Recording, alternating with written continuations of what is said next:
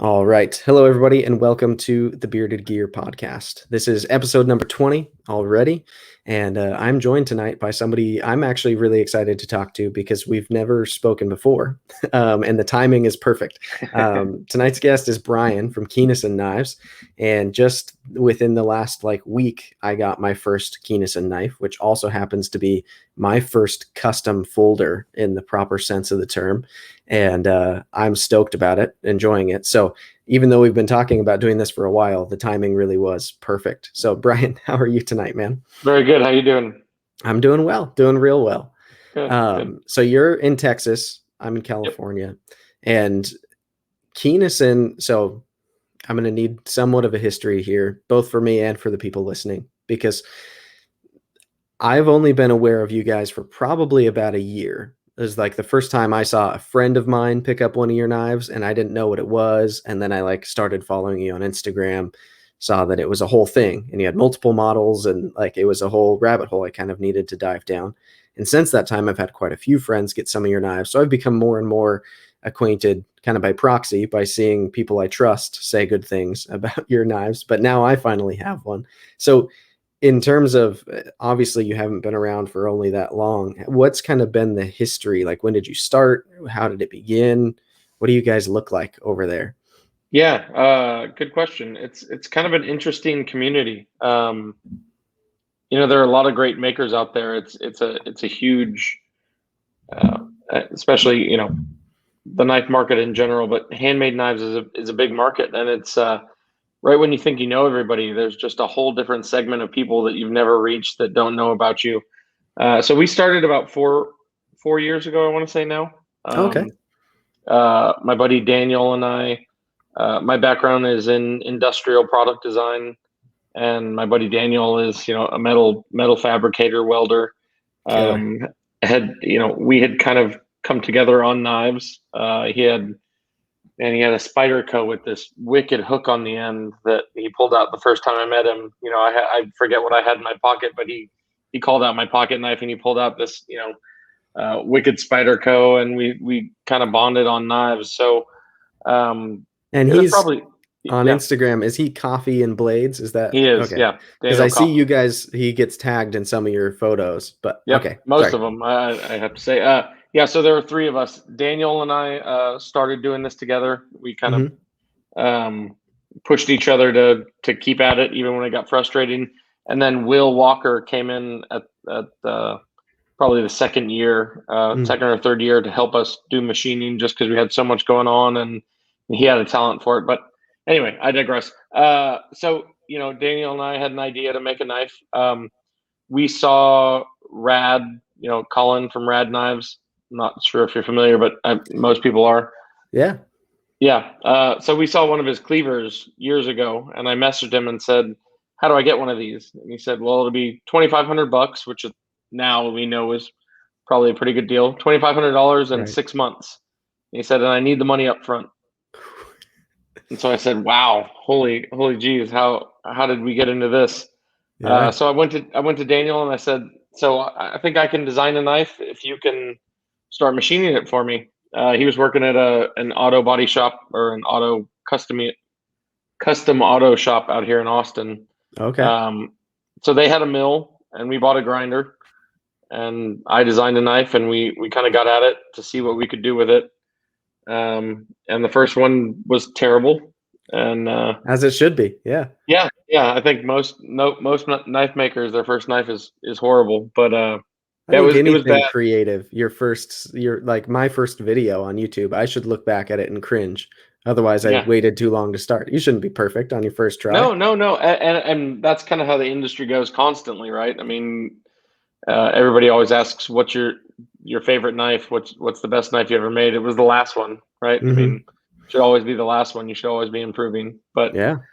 yeah, so it was bad, but we stuck with it. We bought the same Grizzly mill that we use today. We bought kind of a month or two in. It was in April, 4 years ago, and we decided we were going to make some knives for Blade Show. Mm. And so we made four knives, and they all sucked. Two of them made them. We almost got them done the night before we left for Blade Show, but we put them together in Atlanta when we got Oh there. man. And yeah, so we got to it. So it's been 4 years. Daniel, Will, and I have been plugging away. But yeah, it's been a kind of a, I don't want to say a slow burn. It's been awesome. We've had some really great influences right off the bat. Shane from Scorpion 6 really helped us out a lot when we Yeah. started. So Shane's an awesome dude. he I've is, been in a yeah, group chat with him for 3 or 4 years now. That just like happened to come together, and he's the only maker in there. The rest of us are just like enthusiasts, and yeah. I love No, talking to that guy. Super super he's cool dude. so accessible, and like a lot of the community, I mean, he shared everything with us. There was no Yeah. secrets there. So I contacted Shane just to kind of figure out. We were releasing our first knife, the Stray Flipper, which wasn't far off of the one you have, man. I mean, that was a later one. Yeah, the Flipper Stray was that was the first knife I ever designed, and the first one, first model we ever created. We learned a lot from it. Yeah. There's a lot of things that the other, the later models have benefited from, the learning experience of that knife. But Sure. yeah. So we were coming out with that, and I called Shane and said, "Hey, man, listen, I have some questions about, how you get this going and what things you've come across that you wouldn't do and what things went well." And so he gave me his phone number, and I called him that day, and we started going over stuff, and it was huge. And so after kind of building a relationship, I said, "Hey, man, would you be cool with Daniel and I coming out there and kind of seeing what you have going on?" So he said, "Yeah, come on out." And he and Katie welcomed us into their home, and we went through his shop, and he gave us.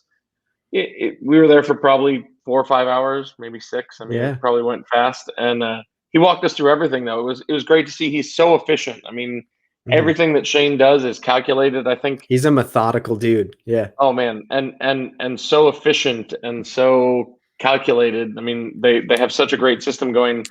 We get, I get a lot of messages from people saying, you guys work hard, you guys knock out a lot of knives, man.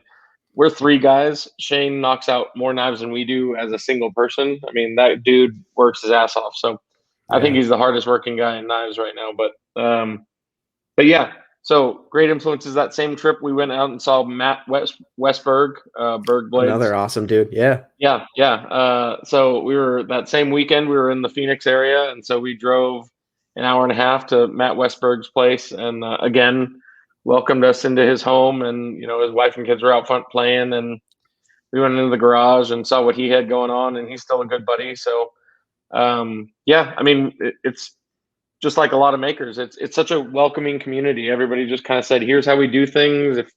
And I tell people all the time, Ryan Rimmer, he's a good, you guys are making your knife together. Yep, Got his yep, donut that's right it, here. that's it. Yeah. Ryan and I talk knives all the time, and you know, people are always impressed that knife makers are willing to share information about things, and not everybody, but like Shane and Matt. Um, More than a few are yeah, giving. yeah. Yeah. Well, the thing is that I could explain to somebody how to make a knife. It's still frustrating. It doesn't mean it just kind of works that way. You have to Right. really want to do it to make it work. So you could explain the whole process to somebody, but you really have to have the desire to make it happen to make it work. Yeah. So um, that's pretty cool. And some people do. I've seen some great Will Atkins knives. I don't know if I know who that is. I'm gonna write that Yeah, down. Atkins knives. He's a good dude. He has a day job and he kind of does it as a hobby, but he bought a knife from us when we were first starting out. It was a Flipper Stray. I remember working with him on the project, and then a year later I saw his first knife, and he's not. I mean, he's awesome at it. So Yeah. in same conversations, just messaging people and talking about it. So yeah, it's been a fun journey. But the pool started small. We I think we have 11,000 followers right now on Instagram, which is not huge compared to other guys. It's not nothing Uh, though. no, it's been fun. I mean, I remember getting to 10,000, and that wasn't that long ago. That was a goal of ours. Yeah. It's kind of big. I remember, when we started following Scorpion 6 and Shane, they were at about 11,000, and Hmm. that was huge. So we feel blessed to be there, and it's been a lot of work and fun, but yeah. So That's awesome, man. those are the cliff notes, I guess. I dig But it. So the first model was the Stray Flipper, yep, and you guys have quite a few models now, some of which are collaborative, like you're making there's a design from Bryan Brown you guys are involved with now. I know there's oh, I'm trying to think of the name of it. Is it Vitesse Design who designs one of them? yeah, Joel Vitesse. Um, Yep. yeah. And so you guys do some collaborative, but then you also have some that are yours, like the Alpha, and I feel like they all have dog related names, right? Yeah. So So, Keanison was named after Daniel and I started the company together. We kind of collaborated, and we both love dogs. His wife's actually a professional dog trainer. oh wow. So I had a dog named Madison, and they had a dog named Keen. So Mm, we made Keanison Knives, and everything's kind of dog oriented. The Stray was the first, the Alpha, Canine. So we're big dog lovers. I love And it. it was something we could believe in. So it worked out. Yeah. I like the idea of a theme too. Like, and I feel like some makers do that. Other ones just, it's like whatever name pops into their head, which can also be fun. Yeah. But yeah, like I think of like Gavco, all of his knives are named after sharks. And then like Yeah. you guys, it's all dogs. With Ryan and I, it's inspired by like German automotive culture. And Yeah. so it's all going to be like German car inspired, or at least European import We talked inspired. about And that a little bit. Yeah. We yeah, talked about the naming before you guys came up with that. and It was fun. it's just fun in like a nerdy way too, because it's one of those like if you know you know things, which is funny because Yeah. I'm wearing a shirt called If You Know You Know today. But Yeah. That's it's good.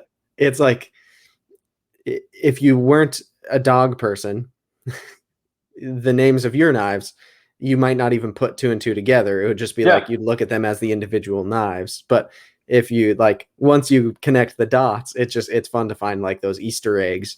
And I like it when there's a theme running through knives from a certain maker or certain designer, because I don't know. I think it makes it easier to attach to them. And I also have an easier time remembering names like that instead of like ZT, who just puts 3 or 4 numbers together and calls it a knife. Yeah, I have a hard time with those too. I mean, the really not good knife guys. I listen to the Knife Nuts podcast and stuff too, Mm-hmm. and those guys, they rattle off numbers all the time, and I have to get on my phone and Google it to Which one just is kind that? of. Yeah, I don't because I can't keep up with all those numbers, Yeah. especially nowadays with friends and all. I have a pile of knives over here. I'm just referencing them. There's so many different names and styles and sizes and but yeah, so we have quite a few. Started with the Stray Flipper, which was a fun knife. Mm-hmm. I remember taking that to Blade Show the first time and just putting it in front of professional knife makers, and them critiquing what we'd done design wise, Yeah. and everything that we learned from that knife. Excuse me, it's Texas and there's flies out here. You're Uh, good. Everything that we learned from that knife, we adapted to the Alpha. Mm. And the Alpha was a big knife, but I remember, the majority of the knives that we make, all the knives that we make in house, besides the Bryan Brown collab, um, are knives that I designed and sketched out and kind of went through all the function and all that good stuff. And then the Camden, Joel Vitesse approached us with the Camden, and it was just such a great design. I knew we needed to give it a try. And we've kind of tried to put we're trying to get into more production CNC designs. Mm. Like most guys, like, I have Bryan Brown's Jaeger over here, which is so fun. I love that whole One of my conversation. absolute favorite knives. Yeah. Yeah, this is the V2, but yeah, it's hard to fault what these guys are doing. I'd love to make a more production series knife. The thing is that we want to do it in Texas. Yeah. So we've continued to make things by hand. We did the Camden with Vitesse just to kind of start understanding what machine knives were all about. And the best guy to go to for that was Prince Customs, Mm-hmm. Princeton Wong. Man, that guy, he works by himself in a shop in Houston, and he's just so creative and so obsessive about the details. Mhm. We met him in a knife meetup in Austin, and I said to the guys, I was like, we need to work with him on the Camden, Mm. because we didn't know who was going to make it. We just knew that the details that Joel had put into the design lended itself better to CNC than handmade. Right. Um, Yeah, the way that that, like, pivot collar and stuff fits up, it's really cool. yeah, that was fun. That was an afterthought, actually. When Joel designed it, it didn't have that collar, but the first ones we did, the being such a thin knife, we'd never done anything that thin. The lock bar kind of overreached when you would disengage it. You could push it past lockup. Mhm. So Princeton and I sat down and went through some design, ideas for how we could, kind of like a Strider disc. We were going Mhm. to do a Strider disc on the lock bar to keep it from over traveling. But the enlarged pivot collar, I don't think Skiff had done it yet. Uh, Yeah, they're doing it Skiff now. knives, Yeah. they do it now too. Yeah, I think it was about the same time. I mean, we probably all got the same inspiration on everything. It's such a small community, but yeah, Right. we looked at it and said, enlarged pivot collars here could stop the over travel, and it was a fun detail, especially material wise. I love working with different materials, different things you can put into different places. So that pivot collar allowed us to do a lot more creative, combinations with materials and things like that. For sure. Yeah. So Camden, Stray, Alpha, Camden, K9. That's a fun design. And some of them Non-flipper you're Stray. doing Yeah. miniature versions of them, which are you're calling the pups, right? So there's a stray pup, an alpha pup. Yeah. Yeah. I don't know. This market is so crazy. For a while there, it seemed like the market was going more towards small, light knives. Mhm. Thin, light, not these big beasts. I have a crazy rad cleaver thing here next to me that is a huge knife, and that's what got me into knives. I like those big things, especially for handmade, and it's fun to. There's a justified value in a big knife. Mhm. Um, and as they get smaller, it doesn't necessarily make them less complicated. The time still, Right. it's not more time. The smaller areas are harder to sand sometimes. In any event, we kind of figured the market was going that direction. So a lot of people, especially with the Alpha, a lot of people liked the Alpha, but it was too big. Mhm. So we did the Alpha Pup first, which I think is a cool size. I don't have one around here, but um, the Alpha Pup was was kind of something we thought people were asking for. Now we get a lot of people that want a mid-size, right? The Yeah. Alpha was too big, the Pup was too small. You can't make everybody happy. Right. And then the Stray Pup was our buddy Carver Knives, David. He messaged us one day and said, "Hey man, I don't know if you're familiar with his designs, but he makes tiny Really small little stuff. knives. Yeah. Yeah, yeah, amazing. I can't. Again, working with things that small, it's so difficult. But You yeah, gotta so he be a said, jeweler to you have jeweler's yeah, those tools little to get into corners, those. Yeah. it hurts your fingers after a while. So yeah, he said, "How about a mini Stray?" So we did the Stray Pup, and it's small. I didn't think we'd make anything smaller than the Camden, but the Stray Pup is smaller than the Camden. Mhm. Crazy enough. But yeah, yeah, all really fun. The Stray Pup is a great, little watch pocket knife. Yeah. I carry a knife in pretty much every pocket I possibly can. So I feel that you watch there. pocket, yeah, that watch pocket knife is pretty cool. But I don't know. I still like the bigger knives. Yeah. Yeah. Yeah, so that's an interesting thing. I've actually had this conversation with a couple of friends, like more privately, friends who've been in the design process on knives. And one of my buddies in particular was worried as he was designing a smaller knife because he was like, if I put decent materials on this knife still, and if I do the build I want to do, it's not going to be cheap. And he worried that the buyer perception was that because it's small, it should be inexpensive. Yeah.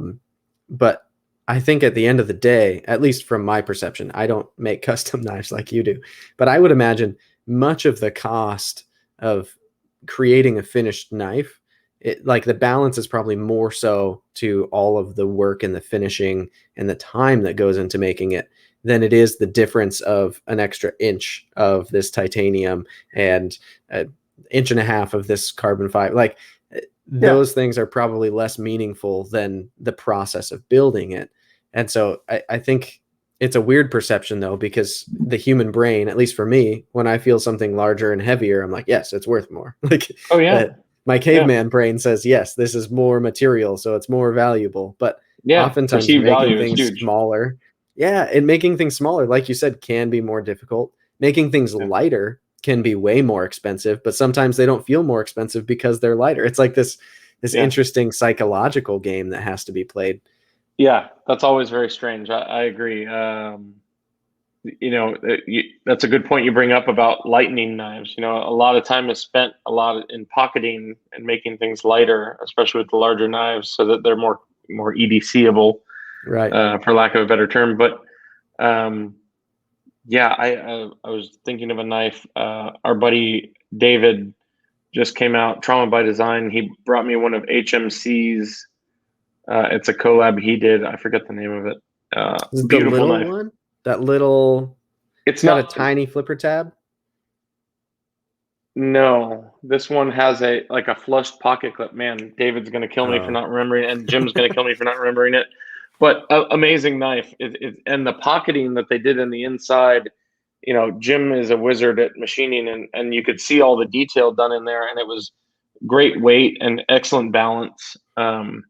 But yeah, like you said, it doesn't necessarily have that heft to it where you say this was expensive because I can feel the Right. material, but the time spent to make that thing right was, that's where the value in that comes Yeah. in. I think it takes a more discerning person at a certain point, because like this is already a game for discerning people. Once you're Yeah, talking about spending a certain tier of money on knives.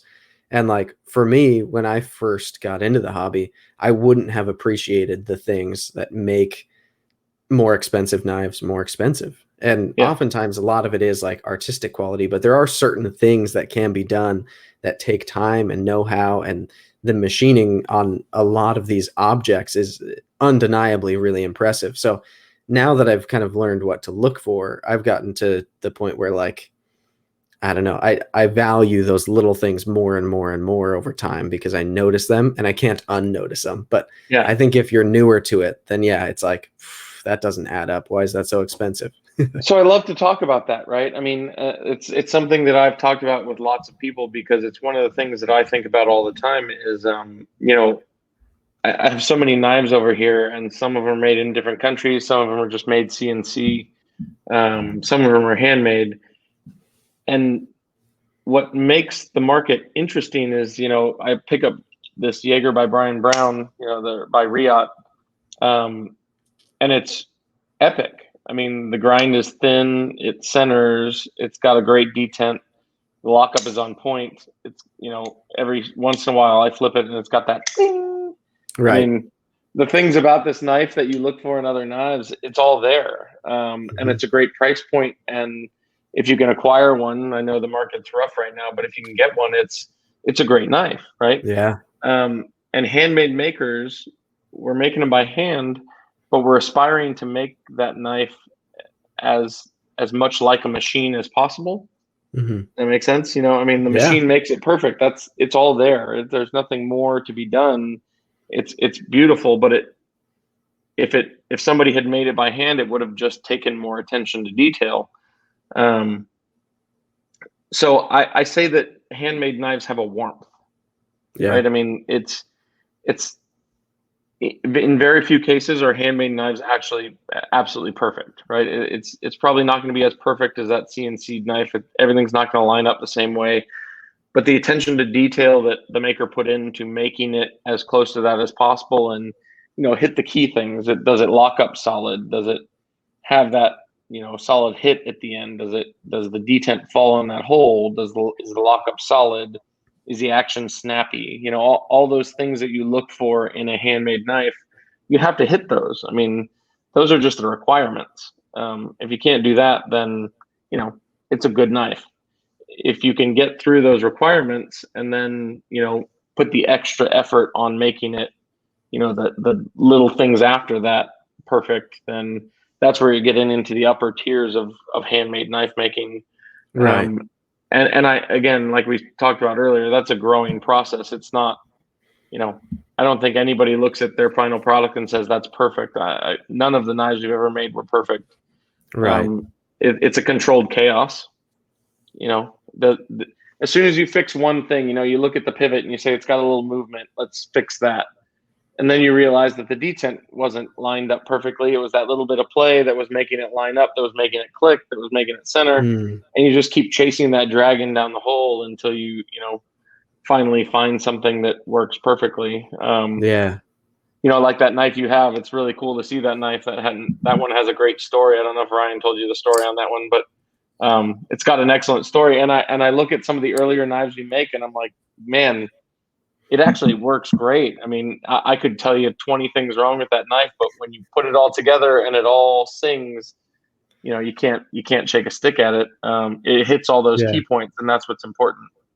I think that's one of those things too, that like as the artist, you're going to see those things, but as the end consumer, it's so much harder to like, I go through this constantly because what my wife does professionally is like social media influencing. She's a blogger, right? And so I take most of her photos, and I have grown in my life. I've enjoyed a lot of artistic things, whether it's just like drawing or photography or whatever. I've learned the balance for myself of like when I can call something done and know that even though I can see a couple of imperfections in it, I can count those as part of the art, right? That's an important line. Yeah, and my wife really struggles with that. She Yeah. like if it's not exactly not only like compositionally correct, but if it's not exactly what she envisioned before we even got there, then it eats away at her. Which is as I assume you're married. It's a remarkable frustration when you're like, we did it. We have a. You have to respect it. You have to respect that. That's part of marriage, right? That's the difficult part, is respecting that other person's position on that. And the same way with and I will tell you, it's not a marriage, but working with two other guys in a knife shop is the same way, right? I mean, it's that same thing, and sometimes one person's standard of, hey, it's not quite what we wanted it to be. Let's push it further. But like you said, there's a point where sometimes you have to stop, right? I mean, and I again had this conversation very recently with somebody about where's that line. You want it to be perfect, everything perfect, and it's not to say that that's not possible. There's some great makers out there that do amazing things that I look at them all the time and think, how the hell did they pull that off? But if you're trying to take that one piece and make it as good as somebody else's, and you're going to run it into the ground and grind too much off of it and take too much material off the spine and push lockup too far, and all those things that make a knife work, it can ruin it. And it's funny. I knew I was going to bring this up, but most knife makers that I know, the only knives that they have that are their own are the rejects, the ones that didn't make it out the door. Sell. Yeah. And Bryan came up in my brain when I was thinking about this earlier, because Bryan Brown, we met him in person. I think it was like 3 years ago now at Blade Show, and all he had on him was a warthog with lock stick and a detent he didn't love. It was probably too firm, and he's like, hey, this is the one that didn't make it. And I think every knife maker, that's the one they carry in their pocket, is the one that didn't make it. Of course, which is so funny. If you're a butcher, you're not eating the fillet. You're taking home the cuts that no one else is going to eat. And people always ask me, I get stopped here and there in Texas of people that recognize us as Texas knife makers, because we try to grow our brand in Texas as much as we can. And hey, what are you carrying? And it's like, I got a giant mouse biblio on me. Sorry, man, I don't have anything. Because they rarely stick around. I mean, the only knife I have in the house right now is a non-flipper stray that we had the material on the show side crack around the lock, around the stop pin. Oh man, which hasn't affected it. I've carried it for quite a while, but I couldn't send it out, so I keep it with me, and I, it's got a great action, so I show it to people as an example of the action. But and most people don't even see the little crack, but yeah, Yeah. it's, for the people that care. Right. Yeah. I do think it's cool too, like the idea of getting something that's actually custom, the idea that there are subtle flaws do kind of show that the maker was there, right? And Yeah. it reminds me, I spent a lot of time in automotive, and I used to watch a lot of car reviews. I used to dabble in car reviewing, and I got the chance to drive a lot of cars through doing photography and just working in the industry. And something that I've heard said by a number of people and that I really agree with is that like there was a certain era of sports cars and like supercars that were imperfect in like a way that was probably a little bit dangerous, right? Yeah. Like if you think of the Porsche Carrera GT, like Nice. more than a few people have died in that car. Yeah. Some of Yeah. them very notable. Like that's what Paul Walker died in, Right. and that car is probably my favorite car, just period. It's my favorite car for sure that I've ever had the chance to drive. And I didn't even get to like drive one hard, but even just like driving one for a few minutes to experience what that car was like, it's visceral and it's imperfect. And it feels like if you compare that to getting into, um, I don't know, say even just like a Lamborghini Huracan, which is objectively faster now, also a V10. It's like it feels a little more assisted and a little more like video gamey. The Huracan is still a bananas fun car. Don't get me wrong. Like Yeah. Yeah. incredible, incredible. And it's faster. It's probably more perfect, right? But which one would I actually take? I'd take the one that's imperfect and feels a little more raw and has the manual transmission and the 3 pedals, and there's wood in the interior, like these Yeah. things that you don't get now because it's gotten more and more and more perfect and they've worked all the bugs out. But some of those bugs were fun and they gave it like the character that made it what it was. And I Yeah. think I look at custom knives that way, where there is the segment of CNC knives, right? And then there's also production knives, and custom knives sits in this space where it oftentimes is way more expensive than the CNC knives. It's definitely more expensive than production, and it's not even trying to be what either of those are. And Yeah. I like that, the idea that something on this knife, or I just got a custom chef knife as well from my buddy CJ Miller Knife Works. Like Yes. when he sent it to me, he's like, there are things on this knife that aren't perfect. And he's like, you might find them. And I was like, if I do, cool. Like it's going to Yeah. functionally work. If it functionally works right and I enjoy it, then like I'll probably smile at the little things where I can see that you are the person who made this. It's like some kind of signature on it. Not saying you should go and try to put flaws on knives on No, purpose, no, but not at all. I mean, and everybody's trying, like we said, trying to strive for that machine. You're trying to yeah, take something that's handmade and make it as efficient as a machine would. I mean, uh, that's a tough bar, right? So you have to appreciate the little flaws in there. Um, which, I mean, this is a uh, great kind of example of that inlay we just did this week. I don't know if you I saw saw that, but that we one. There's a mother carbon of fiber pearl. scale with mother of pearl in it. Yeah, Epic. yeah, Yeah. it was kind of like carbo quartz. It was from carbon plate though. They did kind Hmm. of a really their adaptation of it. It was very good. The way that they layered it looked fantastic. Yeah. Um, but it was the first inlay we ever did. It was the first inlay I ever tried to fit. And as I was doing it, I think obviously there was 2 pieces there. I think it took almost 5 hours to fit those two into those scales.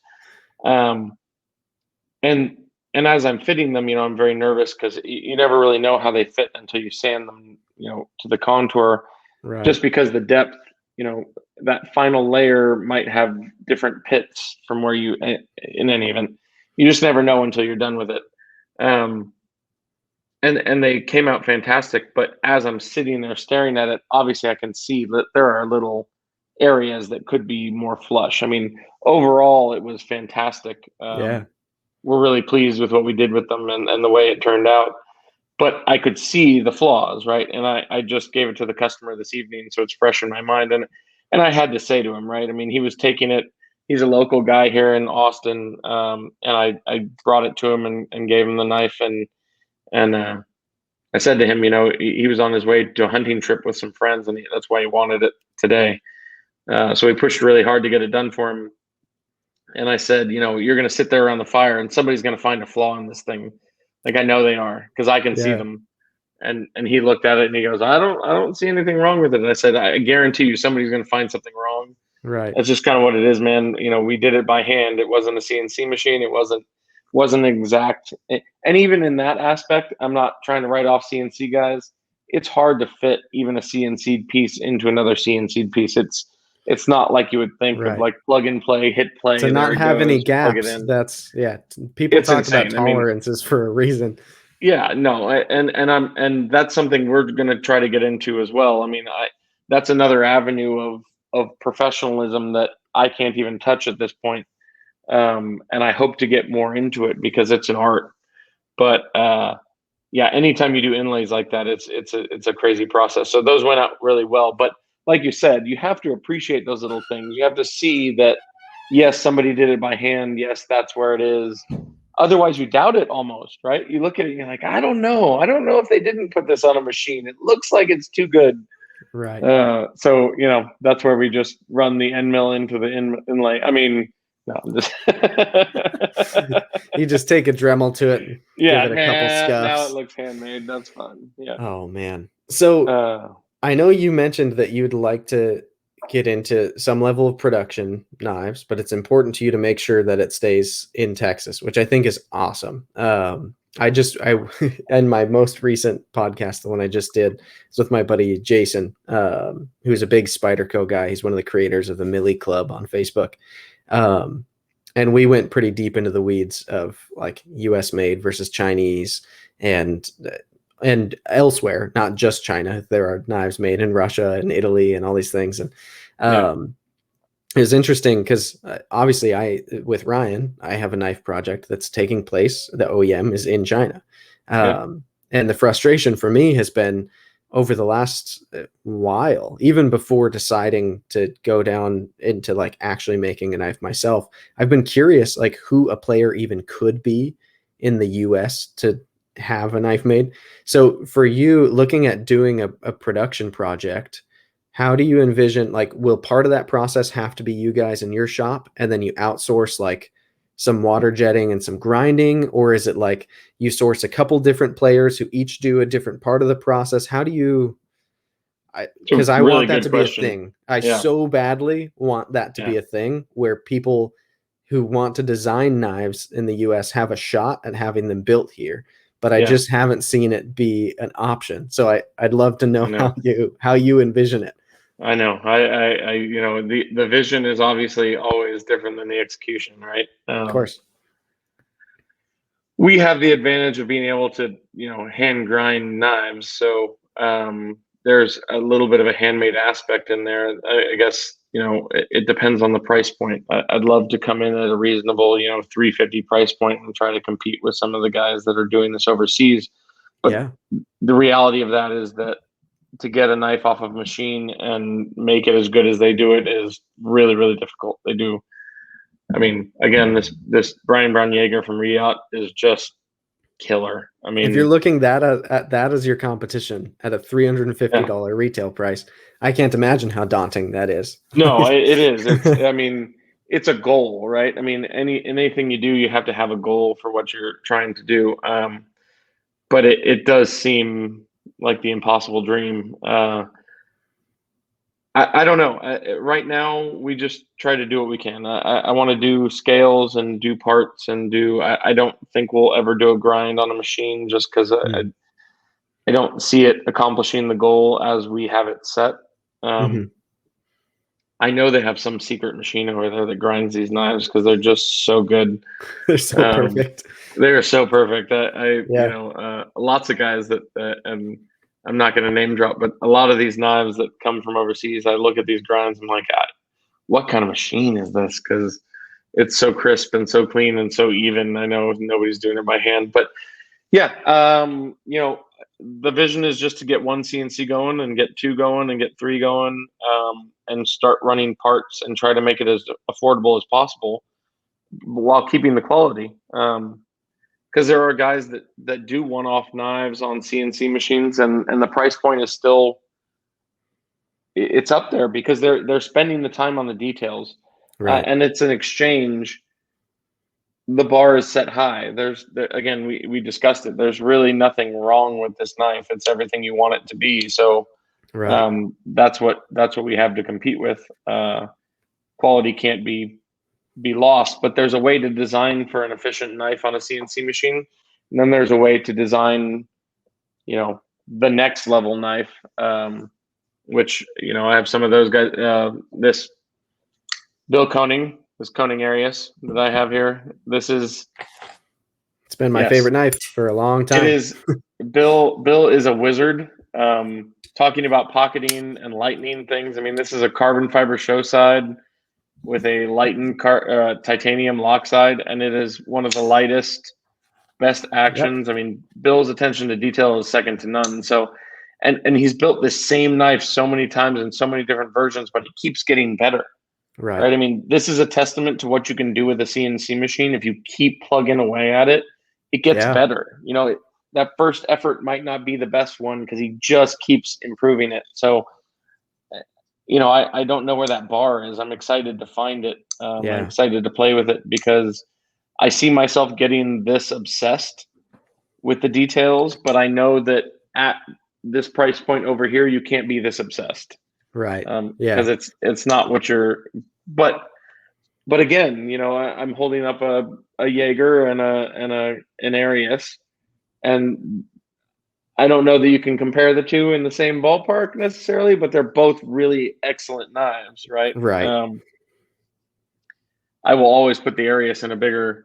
I have to say, Bryan, don't get upset, and Riyadh, don't get upset, but I'm sure, knowing Bryan just a little, he wouldn't be upset about you saying an Arius is nicer than his production knife. Yeah, no, I hope not, because I know what Bill puts into these knives, and it's a labor of love. I mean, he works the shit out of these things, and they're great. This is my favorite. Have you met the guys at Tactile Knife Co? Will Hodges is the main guy over there, from what I understand. The name sounds very familiar. I don't know if I have them. So they're in Texas, and their Tactile Turn was the pen company. And now they're okay. So they've just started like a knife division, separate company, kind of, but same guys. I imagine same shop even. And so they're in Texas, small staff, and they've got me excited at the moment because their first knife offering is kind of like the size of a small Sabenza, but has what I would consider more exciting machining, the way that they're CNCing it. And they're coming in at $300 on it with XHP blade steel. It's a titanium liner lock, titanium scales. I think it's a stainless steel little lock bar they've inserted in it. And it's an interesting first design. It's fairly simple, but it's complex enough that it looks somewhat unique, and like it's a cool little knife. I just got one, and the detent was a little light on it, but it was in the first 100 they made. It was like knife number 95. And so they had updated the detent, and when I saw that post, I asked him, I was like, has it been updated since mine? He's like, yeah, if you want to send it in, I'll update it for you. So it's with them right now. He DM'd me today. He's working on it. And that's great. They've only made a few hundred of them so far, but the idea that there's a shop in Texas making a production knife and coming in at $300 with pretty good materials is like really, really exciting to me.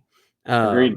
Obviously, like that doesn't mean that they could be an OEM for me as a designer to come to them and have them build knives for me necessarily. But the idea that more and more people in the US might try to play that game and play it at that price point instead of starting at this arbitrary $450 line that CRK, Hinderer, and Strider start at. Like, I love that idea. So the idea that maybe Texas is the hotbed, because if you guys are trying to get into there, Tactile Knife Co. is trying to do this now. Like, there are some players who are trying to play this game here. Yeah, you have to be willing to kind of put it on the line. It was the same thing with our first offering, right? With the Stray, we put it in at a $600 price point for a handmade knife that we were spending hours and hours and hours on. mainly because, and I'm not saying that's what these guys are doing. Hopefully we can all just hit that price point effectively, but you have to sometimes bite the bullet and say, here's where we want to be, see our quality, see what we're doing, and start a buzz with it. And Yeah. then hopefully either, one of two things happens. Either your price point goes up because your quality is at that level, right? Because you can meet that demand, or the inverse is that you get to tool up and have the efficiency in your shop to actually be attaining that price Have point. a And margin that's comfortable. Yeah. right, and enough machines, enough people, enough of your experience in the things that are going to go wrong, because that's really what any of this is experience in the things that are going to go wrong, especially in knife making. Just because it comes off the CNC doesn't mean the lockup works, doesn't mean the detent works. Yeah. It's crazy You're how going, much of knife making is a business. Like, I think it's easy to look at knife makers and just like judge them by their work, but a lot of the ones that people know most about, it's not just because they have good knives, but it's because they've figured out how to build at least the necessary parts of the business around it. Because yeah, you can take someone who's the most incredibly talented artistic maker in the world, and if they can't figure out how to price their knives correctly and sell them for the right amount, like, they're either going to hate it so much because they're working for too little, or they'll just actually go out of business because they won't be able to justify, like, it has yeah, to add up. And so that's a serious undertaking compared to just making the object that is the knife. And so it's interesting to see, as I'm meeting more and more makers, like, so much more of their worries, like, it seems like the design is kind of the easiest part, and then the making is really hard too, but the business is like this whole other gorilla that has to be wrestled yeah. constantly. And business is that way across the board, right? I mean, no matter what business you're in, Right. what's kind of a facade about custom knife making is, the price point seems so exorbitant, right? I mean, Hmm. it's like $2,500 for a knife. It's not, uh, we're not making money hand over fist. I mean, it takes, people ask me all the time, how long does it take to make one of these? How do I even answer that? Which knife? Right. Just a titanium knife? And even to say a titanium of any model, say it takes, and this is conservative, say it takes 16 hours, right? That's if it goes right.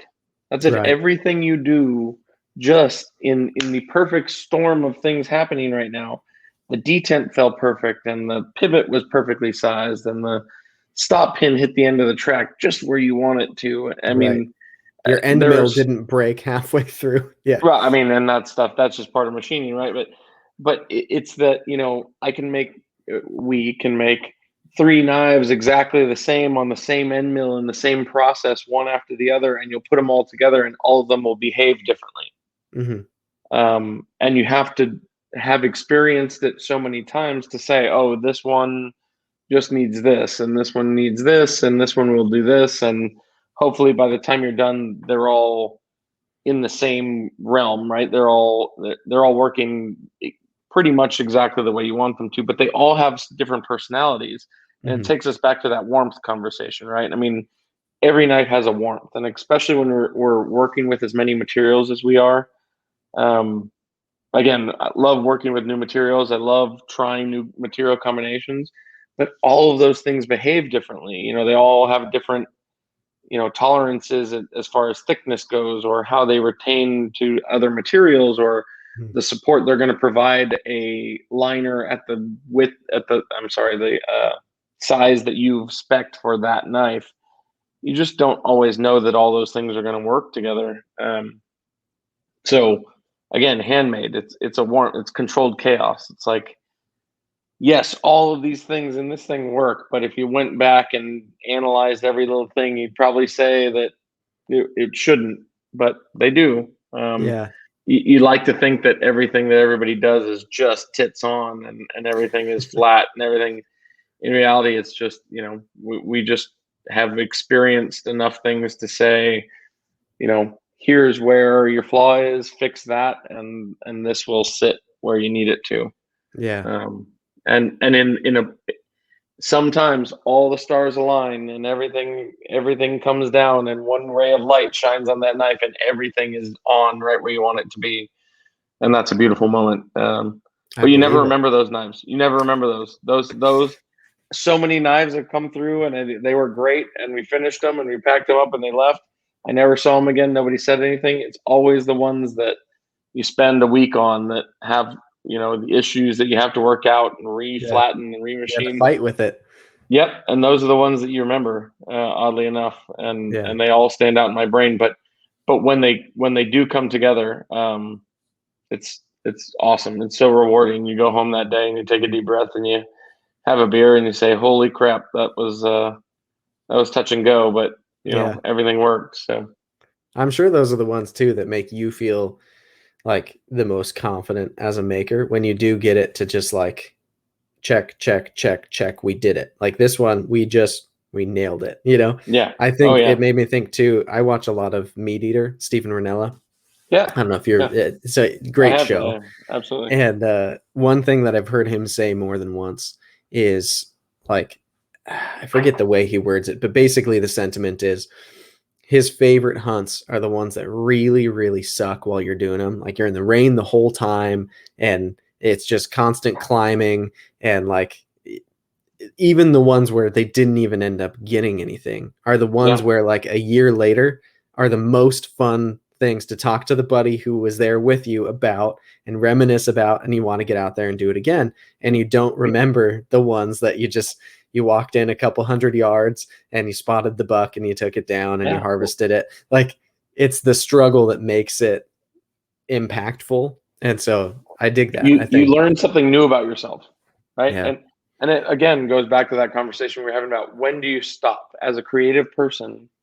When are you going to run this into the ground? And each time you look at something, we did it today. We were working on a project and we all sat down and said, okay, this is not how we want it. Do we take this further knowing that we can just run this absolutely into the ground and this thing is going to be ruined and we're going to throw it in the box in the corner? Or, is this what we can do with this? Is this Or the do we limit? call it what it is right here? And then Right. maybe next time we take those lessons and we try again and But come but out that's what we're better. growing from, right? Exactly. And so we chose to push it to the limit and we fixed the issue. It was exactly what we wanted it to be in the end. And it felt really rewarding to be able to do Mm, that. Now, as many times as that's worked out, it's gone the other way, right? I yeah. mean, there's a box of shit in our corner of our warehouse that we don't delve into because we don't want to remind ourselves of them. Yeah. Um, but yeah, you learn something new about yourself and you learn that new step to say that next time that happens, if you just take that next step, you'll solve it because you took the risk to do it. And Hmm. I'm sure it's the same thing with him, right? I mean, you're out of your comfort zone, you're in the cold, you're in the wet, you're going to push it, but once you get to where you're going, you know that the next time you do it, you have the wherewithal to get through it. So Right. And because the it's lows been, define the highs, it oh has yeah, to work yeah, that way. If everything's it's just been smooth sailing, crazy. Yeah, you yeah, don't no, and appreciate it. I think that's one of the things that we've appreciated most about this journey is learning so much about ourselves and how far we're willing to push it. Because I've said so many times to people, if Daniel and I hadn't started it together, if we hadn't been in the garage together, I would have stopped working so many times. I would have gone home and said, you know what, this is too difficult. There's no way we can pull this off. But Mhm. having him do, it just was an exchange. When he was frustrated, I'd get in there and make sure that we were trying what we could, and vice versa. When I was pissed off, he'd get back in the shop and do something else, and Yeah. and it we kept pushing each other to do more, which was a lot of fun. But that's not very common. A lot of these guys, all the guys we're talking about, all started in the garage by themselves. Bryan still works in the garage by himself. I admire the shit out of that because, like I said, I would have quit so many times. I'd have Yeah. thrown things into the wall and walked out and probably never come back. Yeah, it takes a certain kind of animal to be able to do that for sure. Yeah. Lock yourself in a box and don't come out until it's done. Like that's I don't know. I haven't And tried it, so I don't know what I'd come and out and with. more than that, to hold yourself to a standard. That's one of the things that Rotten Design, John Sorensen, Mm-hmm. We had the opportunity, the blessing to talk to John many times about what he does, and I look up to John very much in the way that he does things and his That dude can grind. he can grind, but his attention to detail on top of the grind. And Right. and Rad Knives, Colin from Rad Knives, the same thing, right? I mean, what makes some of those guys, for good or bad, controversy or not, what makes them good at what they do is their attention to detail. It's excessive and it's impulsive, and um, they can't stop. And so when you talk to them, we're making knives in a garage. Sometimes you look at something and you go, especially in the beginning, you go, yeah, that'll, that's the best we can do. But then you look at somebody else's best and you say, no, that's the best you can do. Mm. And it keeps pushing you. But when you're in that room by yourself, you have to find the motivation to say, no, that scratch that I'm sanding out, you got to really get it. It's not Mm-hmm. good enough. It's not gone until it's gone. Yeah. Just because you say somebody will probably not notice it, that's not good enough. It's if Right. you see it, get rid of it. And that was, that's one of the things that the great guys do amazingly, is that attention to detail. And I know that we can always improve in it. I know everybody can probably improve in it. And I know those guys probably see the flaws, like we said earlier, right? Every artist always sees the flaws, even if we Of don't. course. But you have to keep, you can't say they won't see it. You have to say, no, I see it. I'm going to get rid of it. And that's another tier. That's another special trait that, I mean, we all hope to develop further. I'm not saying that we have it in droves. I'm just saying, that's the thing that goes through my mind when I'm sitting there polishing a blade, and it's like, oh, I'm sure the buffer will get that out. Right. No, you gotta keep at it until it's not there, and then buff it, and Yeah. hope, not trust the compound to get that scratch out. So it's an interesting thing. It's every day is an exercise in pushing your mental state to say, Willpower. yes, no, let's spend more time. No, let's get it right. So that's fun. It's one of the things that helps you grow every day. And when you do get to around the community, like Blade Show, I don't know if you've ever been to Blade Show, but I haven't yet. I encourage it, man. It's an amazing event. But as a maker, and we've only been there a few times as a maker, sitting there with the other guys and having them say, I can tell you push this to the limit. There's nothing cooler than that. The guys that you look up to, like, for us, John and Jim from HMC Knives, and all those guys that I just, we don't see each other but a few times a year, but to sit there with them and look at their work, I have them look at your work and say, hey, damn, we all have something to strive for. It's humbling and it's awesome, and it's something we always look forward to. It's been rough this last year, not being able to be around other people and do I'm that. sure. So Yeah. yeah. So for you, I guess I'm curious about your personal knife tastes a little bit. I guess first and foremost, if you're speccing a knife for yourself, say it's not from your own shop, but if you're having a custom maker build a knife for you, are you more of a, like, give me some dressy, crazy materials, Damasteel blade, some crazy inlays kind of guy? Or are you like a keep it simple, let's make it a user? Like, where do you land kind of on that spectrum? It's a good question. I love materials. I'm looking at what I have over to my right, and the only thing I have that's exotic came from us. I guess I'm more the user guy. Mm, I when I my original taste when I got into knife collecting, my first custom was a DSK Tactical mm, diamond. It's a limited edition diamondback knife that he did years and years ago. And then my second was Koning Arius Gen 2, excuse me, okay. Gen 1 from Fanatic. Well, he wasn't Fanatic Edge, but Andrew from Fanatic Edge sold it to me. Hmm. Um, and that was before he was Fanatic Edge. And it was really cool. And they're all just kind of Thai, plain Jane. None of them have Damascus. But I always wanted Damascus, right? When I was new, I Mm. always wanted I always wanted the knife bling. I mean, those are the You want things the I full didn't have. dress. Yeah. Yeah, right. I mean, you got to kind of. I get to play with those all the time now. right? I mean, I Mhm. get to dress them, and I love those material combinations. There are a lot of knives that we've done that I would have kept. But when I spec a knife these days, they're mostly titanium Mhm. users. Satin blades, really crisp grinds.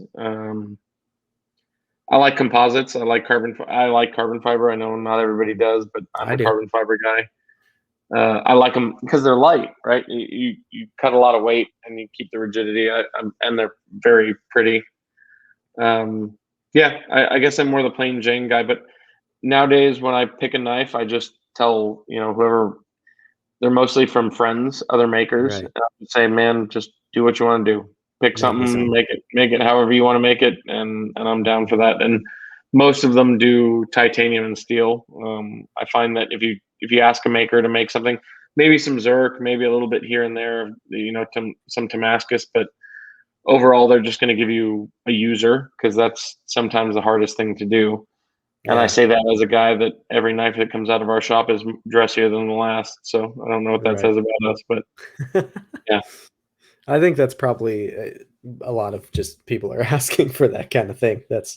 It's popular right now to do that kind of stuff. And I get it. I mean, I think especially when you're playing at a certain, like in a certain range, right?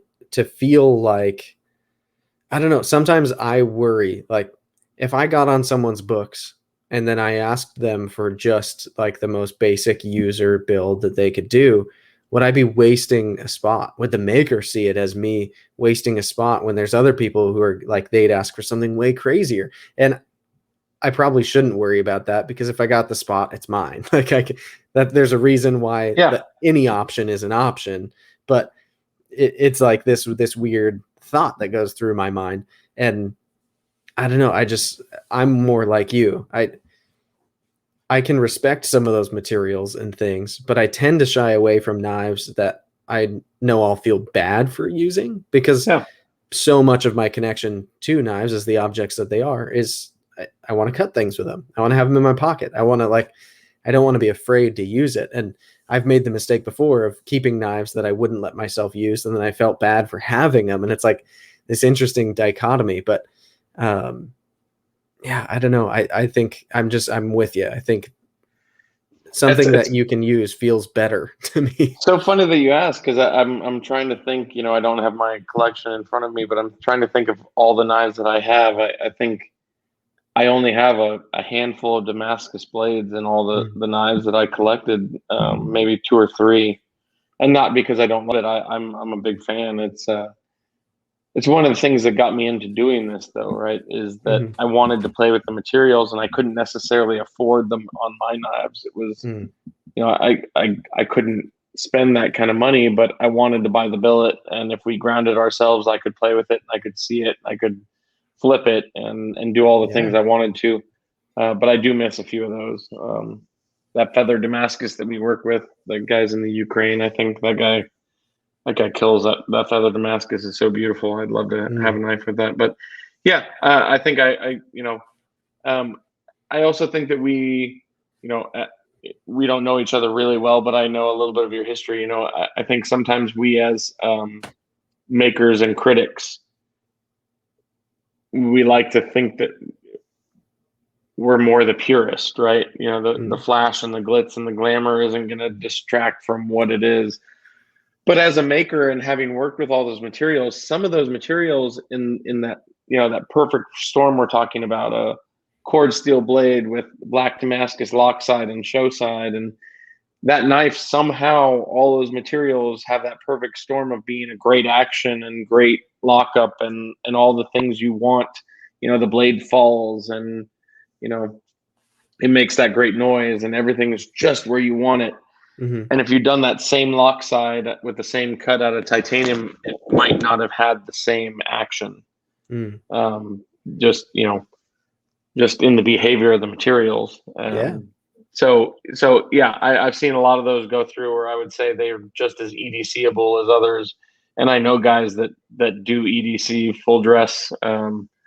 Josh Rogers, I know if you're listening to this at some point, he's in Alaska, and I mean he EDCs full dress flipper strays and alphas, and we It's a get them back baller and move. refinish them. Oh, it's amazing. I love it, and I love that they actually test them, right? Because so many guys take that knife and they put it in the safe or they put it on the mantle and it sits there, and Right. you don't test the lockup or the rigidity of how long is that going to work. But I can tell you he's done it, and it does work. So that's a lot of fun. Yeah. I think there's Yeah, levels to it as well, because like when I think of myself as when I started like collecting, right? I've always carried knives, but when I got into collecting in the sense that I was on Instagram and I was constantly shopping for knives and I was watching YouTube videos and I was buying things, so like for me the line has moved consistently over time as to like what I would let myself use. Like yeah, I've owned two Ariuses. The first one I had was a Gen 3 and I hardly cut anything with it ever because it was like it's the first time I'd spent that much on a knife. It felt weird to let myself use it. But then when I yeah, got my Gen 4 Arius, it was like if I buy another Arius, this one's going in my pocket anywhere any knife will go, and it's cutting anything I'll cut with any other knife. And I have, and I appreciate it more. I love it more. And it's like now that I've done that, the idea of using a knife that's not $600 but $1,000 is like seeing how much more joy I get out of the object for what it is by using it. Like yeah, there's something cool about buying the Porsche Carrera GT, and instead of parking it in a temperature controlled garage and trying to keep the resale value as high as you can, taking it to a track and driving it hard. Like, yeah. and most buyers wouldn't do that, but the fact that some do is like that's really cool. So I like the idea of getting a custom that's like tailored to me and picking some options that just are crazy for the sake of it and then actually enjoying it and getting the use out of it. I just don't know that I'm ready to pony up yet to do it. But So I can't speak for all makers, right? But what we try, what I and this is such a double-edged sword, punny. This is one of we're those things, dads here. Dad jokes are Yeah, fun. right, exactly. If you're going to buy some of these knives, if you're going to buy a handmade knife from a maker, and maybe it's a Texas thing, but I have that belief that it should last you, right? I mean, Mm-hmm. if you buy Damascus and you use it every day and the color wears off, I believe that maker should take it back and refinish it, and Mm-hmm. and at their discretion. I mean, I know I'm not speaking for everybody, but for us, if you're going to take a full Damascus knife and you're going to carry it and you're going to wear the color off, I'm going to refinish it for you. How about mirror I'll, polish? Because that's my that's my qualm here. I'm dude, afraid of this. I hate a mirror polish. I will tell you straight up, that is one of the things I just, and it shouldn't be so rough, but man, I've heard every maker complain about mirror polishing the blade. it's just so, again, it's that standard that you hold yourself to, right? And Yeah. I think about that as one of the highest standards for a maker. When you look at a mirror polish blade, is it truly mirror polish? Can you see that? And I'll tell you, you could probably look at a few of ours and find lines in there. I don't Mm. know, but This one's but excellent. I try. That knife. So, has Ryan told you the history of that knife at all? So he paraphrased it to me. The way I understand it, tell me if I'm Okay. wrong. This Yeah, go knife for was it. supposed to go overseas to someone in like Yes. France, I think. Spain. Spain. Spain. Okay. And that Yep. guy, when it arrived there, they were like he had to pay duties on it or something, and Hmm. he wouldn't do that. So the Hmm. knife came back because the guy wouldn't receive it on his end. And then from there, when it came back to you guys, it went straight to the guy who did these mods on it. His name, I think, on Instagram is the Real Citric American. I The think that's the guy's name. recalcitrant American. Yep. Um, and from him, it went to my buddy Martin, who I bought this knife from, or I traded my whole haptic for it. I Martin's a think good dude. Martin's Yeah, I like awesome. He Martin. owns a couple Yeah, of your knives. Yeah. he does. He does. I He has went a to high liner like alpha. school. I really like. I No literally, shit. I so we That's were in the funny. same graduating class, Oh, and that's funny. I wasn't like I've never like been to his house. We weren't like friends, but we had classes together. I knew his name, he knew my name. Like we were cool with each other, right? Yeah. And Yeah. then as I started getting into the knife hobby, I think I just followed him on like my personal Instagram, and I had seen at the time he had some like crazy customs. And so when I started my knife Instagram, I followed him over there because he's a person I knew in real life. And then now we've done like a couple of trades, and I bought my CKF rod and Evo 2 from him. And Nice. it's nice because when I trade or sell or buy from him, he lives half an hour from me, and we just meet up in a parking lot and hang out for a That minute. that Evo 2, man. Speaking of grinds and very well made production knives, that's and again with John Sorensen being so particular, I had no doubt that knife was going to be epic. But Yeah. let's go. Yeah. So not to get off topic, that knife, yeah, it was supposed to go overseas. Um, it got caught in customs, and I cannot confirm that the owner did or did not want to pay for it or whatever it may have Mm. been, but it stayed in customs for almost, I want to say, 4 months. It wasn't coming back. We didn't expect to see it again. It was just kind of in the ether. And when it showed up back at the shop, I messaged the guy and said, "Hey, we got it back. Here's your refund. I'm sorry. It Yeah. didn't make it."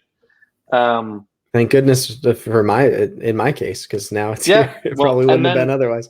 and then Martin bought it. Martin bought it from me. Oh, okay. And he sent it to the Recalcitrant American, which that guy, I forget his first name, but he's a great modder. Yeah. He can grind. He does really, really cool stuff. He's one of the few guys I would say that, if somebody sent him a knife, I would be confident that he was going to leave it better than he started it. Right. And that's a short list of maybe 5 guys in my mind that can do that. It's impressive then. Yeah. Yeah, but he was great, and he's the one. I don't know if he polished the blade, but he did that black treatment on there. Originally, it was just a regular etch. Yeah, I don't know, but it's like a black oxide finish, right? Yeah, I And think that is it's what a it bunch is. of people are like, "Nah, that has to be DLC," and I'm like, "Nah, I No, mean, I've been told it's it's black just black oxide. oxide." That's what he did. Yeah, that's my understanding of it too. It's So yeah, bananas. so it came back, and Martin had it, and now you have it, and it's a really cool knife. It was one of I think it was the middle of the run. I don't remember It's the number number, but 46. Yeah. yeah, right in the middle of the run. But it disappeared, like I said, for almost 4 months, so it didn't really leave our possession until almost the end there. But Interesting. yeah, it's a fun one. So that's something I actually wanted to talk to you guys about as well, because it's one of my favorite things about the way you guys do knives is that you limit each model to 100 pieces. And I feel like that's one of the things when people learn that about you, I've found it tends to make people a lot more curious and interested in your knives, because the idea that these are custom knives, right? You guys are making Yeah, them by hand there in your shop. And sometimes a knife is called custom, but then there's like 1,500 of them out in the world, and that makes it yeah, feel a little less custom. So the idea yeah, that you guys will take it to 100 pieces and then you will not make anymore, like it builds in this exclusivity that makes the customs feel more custom, and I think that's cool. I respect it. Even if there's ones I miss out on because of it, it yeah. makes me more excited about the knives because limited is fun if you're It's participating in it. hard. It's really hard. It was really hard ending the alpha run. Mm, The full size alpha. That was. I mean, we're again still pretty young and pretty early in this process, but that was one of the most fun knives that we've ever made. And the pup is still great, but mhm. the full size alpha, like we said, I mean, I like working on the big knives. You'd I like to build enjoy more work. of them. Yeah. I would love to build more of them. I wish we could, and I wish we could. And I found, like you said, they really catch fire at the end of the run. I mean, Mm, people really, really want them when there's no more of them, and that really sucks, right? yeah. Um, but I love designing knives. I want to keep pushing it. I want to keep changing what's going on. If we so interesting story, the flipper stray versus the non flipper stray, and that seems like I had people ask, "Are you going to do a non flipper alpha?" And the answer is no, because the flipper stray and the non flipper stray are actually very different knives. They're not the same. The mechanics, the hardware, the way that the non flipper is designed is actually different than the flipper, Mm. because of what we learned in the process, and So if you ground the because flipper tab off, it wouldn't be the same as a non-flipper stray. no, and it wouldn't work the way you want it to either. Hmm. Unfortunately, and again, it came from my ignorance and my nuance into knife design, I didn't know what I was doing on that first one. No. It was perfect planning, Bryan. Yeah, exactly. It was foresight. Something came down and told me that this was best. Borderline prophetic. I love it. Yeah. I I don't like to toot my own horn, but yeah, yeah, no, and so it's actually a different model. And I would do another alpha if I could change it. If I was going to do something different to it, we'll do another alpha. But I don't see the point in doing a 2.0 of something when I didn't change anything about it, other than to say, making it smaller. That's obviously a different model. Right. So, But yeah, what's tough? tweaking a minor feature just to bring it back, I can see how that would feel like cheating to you personally as the creator, where it's like, Yeah, it's still the same knife. And I enjoy pushing myself, right? I want to do something else, and there's always something else to do. And if we're progressing, like we talked about earlier, if you're progressing, man, this is a rough. I don't do a lot of podcasts, but somebody's gonna message me and be like, you know what? Right up your ass on that comment. But I feel like, I'm looking at Bill's Arias. That the thing about Bill's Arias is it keeps getting better. He's not resting on his laurels of saying I'm doing it again. It's a 2.0. I own three different versions of this, and each one has gotten better, and I can absolutely say that. Yeah. Even just from Gen 3 to Gen 4, I can say I immediately noticed the difference when I got a Gen 4 compared to the Gen 3 that I had. Yes. And the changes are so subtle, but the felt experience with the knife it's dramatic. Yeah. So I'm kicking myself in the nuts on this one, but I have to improve something on it, right? I mean, something needs to be better in order to do a second version of it. But yeah, so we actually got that from Shane at Scorpion 6. When I talked to Shane initially, he said he did 100 of each one, and then he moved on. And if you know Shane, he's the same way. He loves designing a new version. He's going to keep pushing it. He's going to change it. Don't rest on the laurels of the last one. Figure out what you did and get something new. And that's inspiring to me. I want to keep pushing it. I want to keep doing it. But yeah, it's really tough.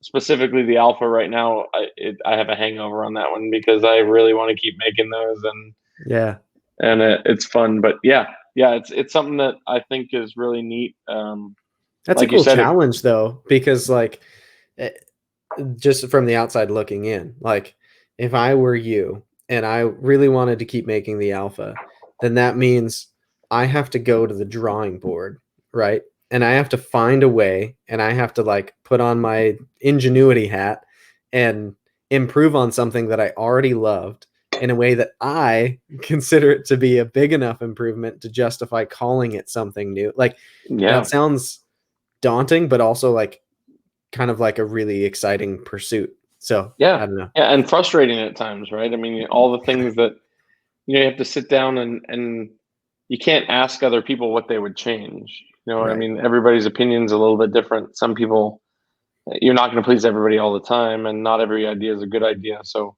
you really have to think about what things lacked and what things you can change. Size, man, again, this is rough. I'm going to say size is a little bit of a cheat, right? I mean, I would love to do a middle size alpha. I just don't know that. I don't know if I want to, right? I kind of would like to improve it, like we're saying. Like Bill, he keeps pushing it. He didn't do a mini Arias until he'd pushed this Arias to the absolute limit. I admire that huge.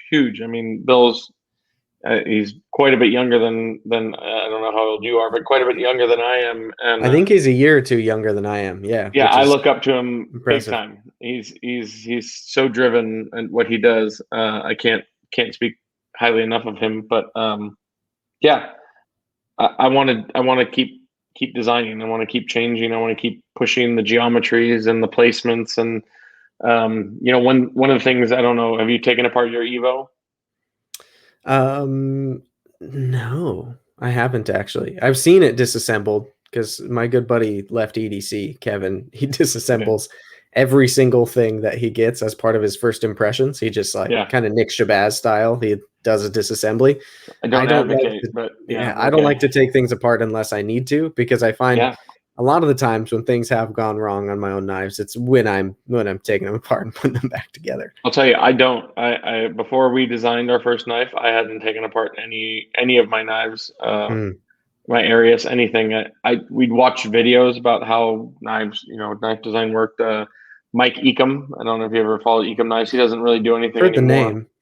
Yeah, but he had a great video series on YouTube on how to make a folder that taught us the majority of what we know.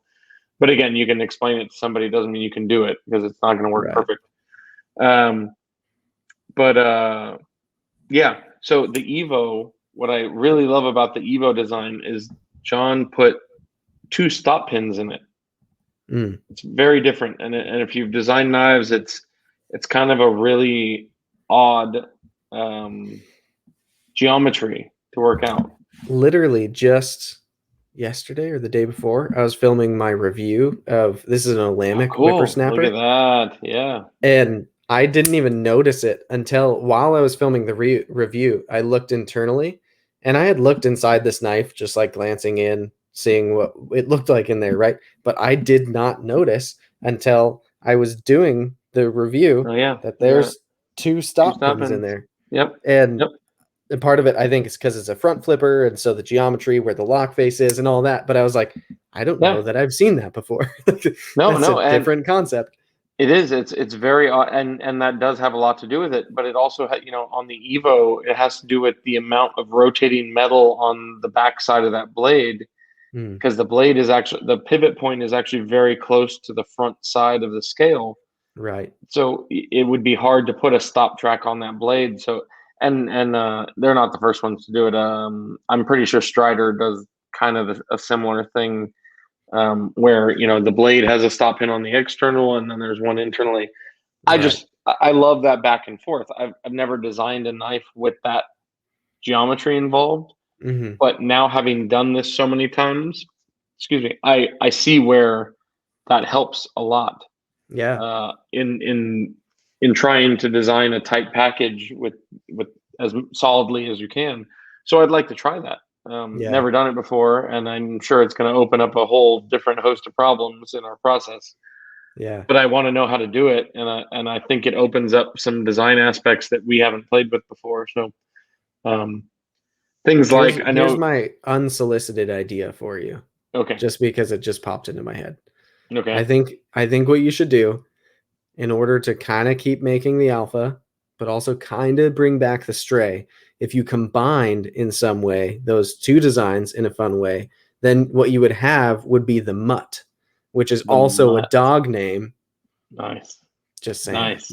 I like it. I like it. That might have to be a thing. I don't know that the stray and the alpha are going to have a nice baby. It might just be fugly. That's why it's called the mutt. Dylan That drives the might mutt. work out. I was going to say, I know Ryan and I talked a lot about y'all's design before you came out with it. But one of the things that's tough, and I know you guys work through this geometry, is putting the flipper tab in that upper corner of the knife, Above the right? pivot. Yeah. Right. And that's kind of what we're talking about, where there's a necessity of having, you know, these certain tension things in the room, the rotation of how do you hide that flipper How do tab you on the top package it? corner, Yeah. right? And I love that about flipper knives. I love that about flipper knife design, is that, and design in general. I love constraints. How do you fit all these necessities into this package in the most efficient way? I find that to be one of the most fascinating things about folding knives, that pushes me to keep wanting to do it. Right. Because it's a dance with blade length to handle ratio, and then also packaging in, there's several internal components that have to fit in a certain order and progression, right? In order to all Yeah, work together. And there's so many different ways to do it too. Examples everywhere. One of the knives everywhere. that I've been loaned recently, I've been critical of Mm, Medford on my channel Medford. before, but Yeah.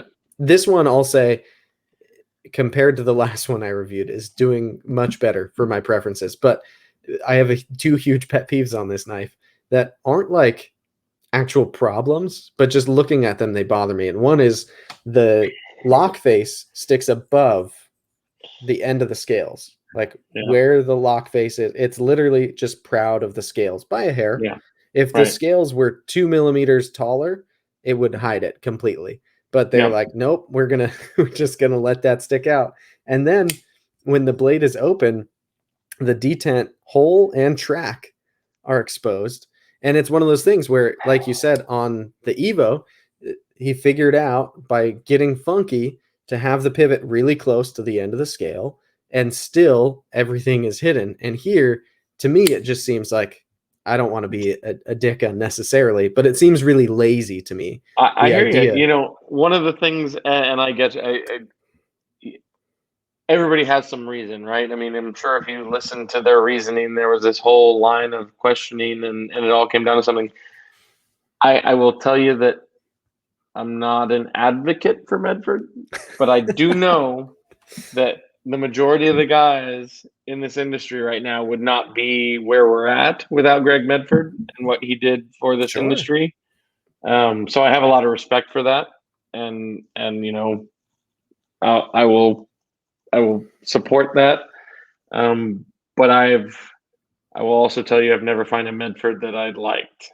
So You sound like me talking about Chris Reeve knives, where I'm like, thank you for everything you've done, but it's too bad you stopped 15 years ago, because you could have kept moving forward. I've been at Blade Show so many years, and I've walked over the table and I've tried to find one that I like. I'm like, I kind of like that one. And then you pick That it one's up and you don't. really great. And then we always walk away. I'm like, yeah, I just can't pull the trigger on it. It's a cult following. I get it though. Sure. I Respect totally to people who do understand. like it. Yeah. More power to them. Yeah, I agree. Everybody's got a little preference here, and the industry is changing. But yeah, everybody's got a niche, and those knives work great. You know, a lot of it comes down to reliability and what you're looking for, and so they've got their market. I aspire to be where they are right now. Yeah. So you Yep. just said the industry is changing, and I agree. And I think we should maybe talk about that a little bit. If you were Okay. to define, I don't know, maybe set a framework for us, like, how is it changing and what is it changing from? Like, if it's going in a direction, what is it departing from? Like, what did people used to like that they're departing from to go and like something else? Or is it about customs? Is it about production? Is it about all of it? How do you see, like, is it buyer driven? Is it maker driven? Because I sense a change, and I've Yeah. only really been in the hobby for a couple of years. So maybe that's not the most fair thing for me to say as somebody who hasn't been in it for 20 years, but I sense that No, there's something I'm not happening. sure I have either. You know, I'm not sure I'm the authority to say, because a lot of these guys have been doing it a lot longer than we have. Well, good. Then we're both idiots. Then we can Yeah. we Well, can no, just say that and I will say that straight off. I'm an idiot. Please don't. You know, this is all opinion. Has nothing don't to at do me, based bro. in fact. Yeah. Perfect. Um, yeah. No, but I think exactly what you're saying is what I'm getting at, right? I mean, there's so many newcomers to this market, right? Custom knives, handmade knives, high end knives. Because don't get me wrong, you know, even the European, Asian production knives I have to my right over here, they're still high end knives. For anybody that's not a knife collector, a $350, you know, Riot Some is of a them very wouldn't expensive believe knife. that there's a folding knife that even costs $300. Yeah. Right. I remember looking at Benchmades at the, you know, their blue line and their gold line and thinking, holy crap, I can't imagine paying that much for a knife.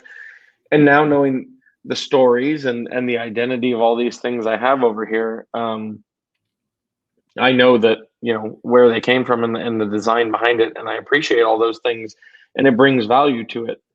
Um, but what I'm, you know, to answer the question, I think it's you and a lot of the people that buy our knives right now. I get that message so many times. Hey, this is my first custom. This is the first custom I'm going to get into. And that doesn't mean they're not in the industry or they're not collectors. It just means it's the first time they're going to pay more than $1,000 for a knife that, you know, that they want to live with. And this is not everybody, because there's a turnover market, but that they want to live with forever, right? I Hmm. mean, they want to hand it down to their kids. They want it to be something, a family heirloom that is going to last forever. And that's what I want to, that's what we want to provide them, right? Something that if when it gets worn down, you send it back and and your son, it gets worn down and he sends it back and we replace the blade if that needs to happen at some point, the bearings and all those things that keep it as a family heirloom. The other side of that is the guy that locks it in the safe and it's a family heirloom and you never have to touch it. Right. Regardless of what that is, this market of people that want to spend more, it goes along with what's happening in our country: craft beer, farm to table food, handmade motorcycles, everything that's got a personal touch, everything that you have a personal investment in, versus going to Walmart and buying something and saying it cuts, it works, it goes in my pocket. If I lose it, I don't care. Mm-hmm. We all have those too, but I just think that our market is following that whole trend in our world, where having something, an emotional attachment to it, knowing where it came from, knowing the person that made it, and knowing that they'll stand behind that product as long as you'll own it or as long as it exists, is very important. So I see that happening. But tactical folders, as far as market in purchasing, the modern design is overtaking the and I have examples both ways on this, but I think what we're getting at is the modern clean lines, the modern spin on classic folding knives is taking over right now. Mm-hmm. And I saw that at Ice Show. We went to Ice Show in Fort Worth this year. It was the first time we've been out there. Blade Show just took it over this year. It was an amazing show. I was jealous everybody. seeing everything there. Man. Yeah. It was amazing. They did such a good job this year. I can only imagine next year is going to be that much better. And Texas knife shows, you can't beat that. But so all the guys that I respect, man, all their names are going to escape me because I'm sitting here on this thing. But a lot of guys, Harvey Dean, and all these Texas knife makers that the scrimshawing and the scribing and the detail that they put into these things, beautiful, and still so much value in that, and $10,000 and all these things. There's a lot of value in what they're doing, but the market that we're in right now is very, very different than that one that they built. I think they're getting a little pissed off at times about that. Because we're new kids and we're coming in and we're not doing, we hadn't spent 20 years doing it and put in the blood, sweat, and tears. And I totally understand that, having even been a new guy at it, it's a thing. These guys put in their time and they have that experience. We just talked about it, this controlled chaos, knowing when it goes wrong, what do? They got it in droves, and that's right. What makes it more valuable is they put in the time, they know how to fix it. So there's nothing wrong with that. But yeah, I see these newcomers coming in and saying, I love that design, I love those materials, I love what's going on with this, how do I get one? And I just put it in that same spectrum of our story, reaching out to Rad Knives and saying, I love this, how do I get one of these? So that's what I see. I see a lot of people moving toward getting into the European knives, getting into the 350s, getting into the more collectibles, the high end, the ZTs, the Benchmades, then the smaller run stuff. Brian Brown, something obscene. Brian Brown is a great handmade knife maker. I mean, he's these guys just have these segues and shit. Felix, if you ever known Felix, his fixed blades were awesome. I've never handled anything custom of his. I actually haven't handled any of his production stuff yet, but I have a J Cape in the mail on the way to me. Nice. So good. I have one right here. Felix used to make some really cool fixed blades. He can't stand in front of the grinder anymore, but when we met Felix at Blade Show, he only made handmade fixed blades. And I think he had one production knife out there, but couldn't be more proud of that dude. We've known him for a long time, and he's just killing it. He has a high standard, like everybody we're talking about. It's got to hit all the keys for him. Otherwise he's not going to sell it. And that's why people keep coming back. He's got a quality product. And he's unique too. And his brand is super identifiable. Right. And I dig that. I think it reminds me of like, maybe it's the pocket clip thing, but it reminds me a little bit of like Ramon Chavez's knives, because there are certain guys who, like, when you see anything from their brand, you know it's from their Yep. brand. And I think Something Obscene has accomplished that really well with the whole lightning bolt thing and the fist. And it's like, Amazing. it I'm sure turns off some people because that's Yeah. not their style, but it makes the following, like, I don't know, more powerful when people are into it, because that branding, it creates something. There's some kind of like camaraderie from knowing you're one of the ones who is into it. Yeah. It doesn't have to be your style. There's somebody makes your style, no matter who it is, Yep. in all the thing, in this broad spectrum. And Blade Show shows you that. The room at Blade Show, you can find anything you want in there. Yeah. But in any group. So I'm interested to hear, though, what do you see in this market happening, in the short time you've been here? I think there's a couple of things that have been going on. I think one is there's been an arms race in the budget knife world, and that has created, it's made some accessibility for some people to feel certain things that they didn't used to, if they stayed like sub $100. If people, some people for a long time, that's the only range they play in, and they don't bump up above that. But you get these knife companies like Civivi, and like Kaiser for a little bit was doing their Tangram thing and their CJRB, and like basically budget divisions within these Chinese OEs. Like they started this competition where all of a sudden you start seeing really nice actions on bearings, and like those knives are captivating at getting people into the idea that there's more out there, more so than like I think CRKTs and Kershaws and stuff have for quite a while. And so because they're also connected to brands that have lines of more expensive knives, I think it's brought curiosity up for people. And then I think there's also been an increased awareness, and some of that is like reviewers, some of it is the Instagram community, but a lot of people are far more aware of steels and the performance of certain steels. They're far more, or think they are. Yeah, true. Yes. They've seen a chart once. But like the consumer, I think the things that the consumers are caring about, for better or worse, have gotten more and more nitpicky over time. And like certain types of builds are just less acceptable now. Like, not to be a dick, but like to bring it back to Medford, the idea that like a year or two ago, I saw them releasing knives brand new for $600+ with D2 steel in builds that I didn't see as like technically impressive, slabs of titanium with 4 washers on one side and 2 on the other. Like that's not competitive anymore, Right. and I think the competition has gotten more and more crazy, and that makes it more and more difficult for the competitors. But for the consumer, I think it's been a really good thing where a lot of quality has trickled down and nice materials have trickled down.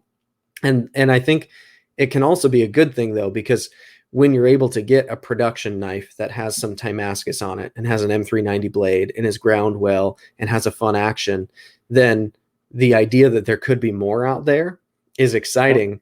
And it's like the only way to get more at that point is to step maybe mid-tech or custom. Like, and it's funny I think because I people feel are like going there. we're talking at two ends of the spectrum here and meeting in the middle, right? Like I see it on the handmade side and on the high-end collectible side that, we're finding this medium ground where, 600 to 350, 300 is kind of where people are living most comfortably right now. And you're seeing that from the other end, the $100 to 300, 350 range, where people are raising their opinion of it and saying, well, coming up, maybe I could spend a couple $100 more and get the expensive materials in something that, ticks all the boxes for me. The lock, all the key points you mentioned earlier, the detent, the lock up, the blade, the grind, the centering, all these things are hammering that. And I can spend $200 extra, and maybe I don't own 3 of them, but I own 1 of something that I'll have longer. Right.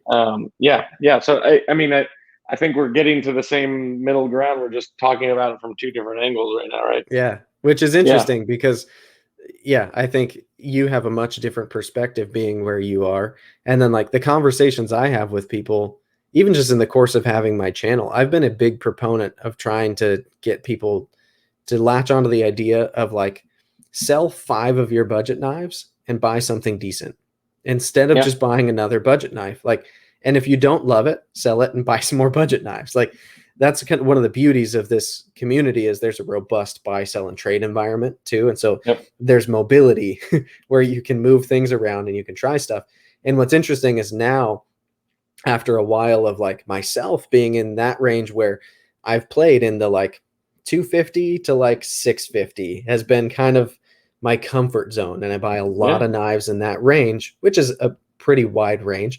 But like now I'm starting to play with the like 7, 8, 9,000, you know, like playing with that. yeah, And but to me now it's like, okay, but I sell 3 of my $300 to $350 knives and I can have $1,000 knife and I right. can play with a Holt haptic and see if it's worth it. And if I don't like it, I can trade that or sell it and get something else. And if at any point it becomes too much, I sell that and I go back down to the range where I was happy in. Because And somebody will I love just it, think, right?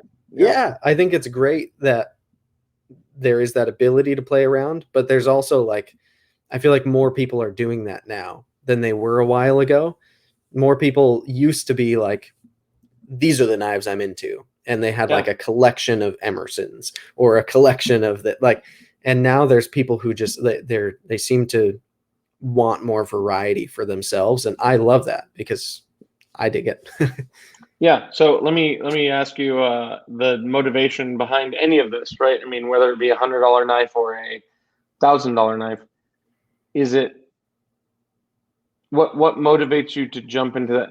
Because I find that a lot of it is, that FOMA thing, fear of missing out, right? Like, oh, it's so Big good, one, I have to play with it, right? right? I have to have it. I have to, for lack of a term, finger jam it and see. Yeah, I was trying to do the PG-13 comment there, but you you can know, say whatever you want on this yeah, podcast, don't just worry. you just want to feel the action on it. You want to feel what was so good about it. What is everybody talking about? Yep, What are the key things that make this, better than that? And it may not resonate with everybody. right. To say, this knife I have in my hand, I got somebody traded me for one of our knives, and it raffled. I think it raffled for almost $5,000. It's a cleaver from it's done by Dalibor and Rad Knives, Oh my goodness. and then it was ground after the fact by John Sorensen at Rotten Design, and he did the leather texture on there. Hmm. And I had no idea about this knife at the time till I got it and asked some friends, what's the history of this thing? And it's beautiful. It's absolutely gorgeous. The texture that John puts on this knife, I don't know if you've ever seen it. It's like a leatherette texture that he puts on some of his handmade Evos. Only seen it in photos, but it's Yeah, wild. I can tell you, I felt it at Blade Show 2 years ago on one of the first ones he did. It's titanium and it feels like I'm touching it right now. It feels like leather. Yeah. If I closed my eyes and touched it, I would tell you that it's leather. And it's amazing that he can do that by hand. So I understand and I get all the things about it. Now,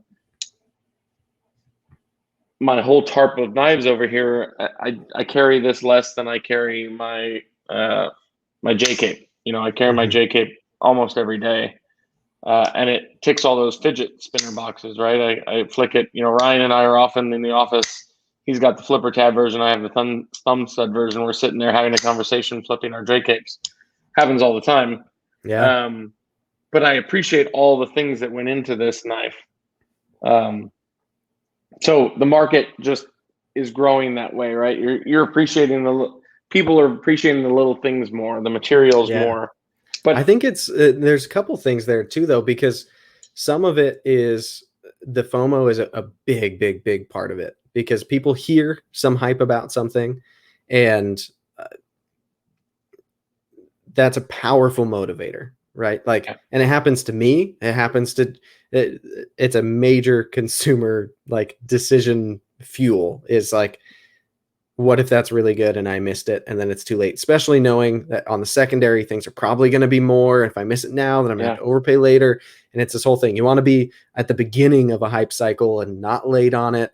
And that's a whole thing. But I think another big part of it is with the advent of like social media and the knife community being really active on some social media at this point, at least the enthusiast portion of the knife community, because that's all I can really speak to. I don't care to think about the people who just buy a Benchmade and a Cabela's and carry it for 10 years. Like, that's not who I'm thinking about, right? It's the enthusiast market. I think a big part of it is knowing who the makers are. And like for me, the thing that's made me most customs curious and most high-end curious has been knowing the maker behind it. Like before talking to Bryan Brown on the podcast, I thought his customs looked really cool. I'd always admired them, but I would not have ever considered trying to get a book spot and paying what his customs cost. But now that I've talked to the guy and I know who he is, and I've talked to him since a bunch, and like he's a really cool guy who I respect, and I like the way he does it. I like the way he thinks. It makes me want one of his knives. And I think the more people spend time in the hobby, whether it's on YouTube or Instagram or wherever it is, and they're learning who the players are, they're starting to learn which ones they like, which ones they don't.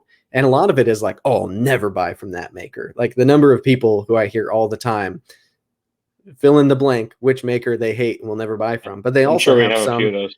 Sure. And anyone does, right? Some have more than others. But I like that. It becomes kind of relationship based. And whether it's personal or not, even if it's just observing the person, you can gain a respect for them enough to want to spend what their items cost because it's their art. You like them as the artist. I think there was a gap in the industry when we started coming into it where makers were inaccessible on Instagram. And they couldn't be bothered to communicate about what the custom was. We try really hard, and I get why. You know, starting as a smaller maker, it's very easy to communicate with everybody and get down to the details and spend, you know, a week working through things and then referencing back when they want to change the material. It wasn't hard. And now managing, you know, 60 orders at a time or whatever we're working, it becomes more difficult. And Ryan helps us with that right now. But it just, I want to talk to everybody about their build, right? I mean, that's, to me, sometimes that's what makes the custom really personal to you, is that we got to discuss the material. You're not an expert on Westinghouse micartas, so let me show you what I have, and let me show you the colors and how that goes through it. And I know some people think that's a burden, and sometimes it is, right? I mean, some days you just don't have the time to go through, and it's mostly on the frustrating day when lockup didn't work out, right? That you don't want to talk about what Westinghouse color happened.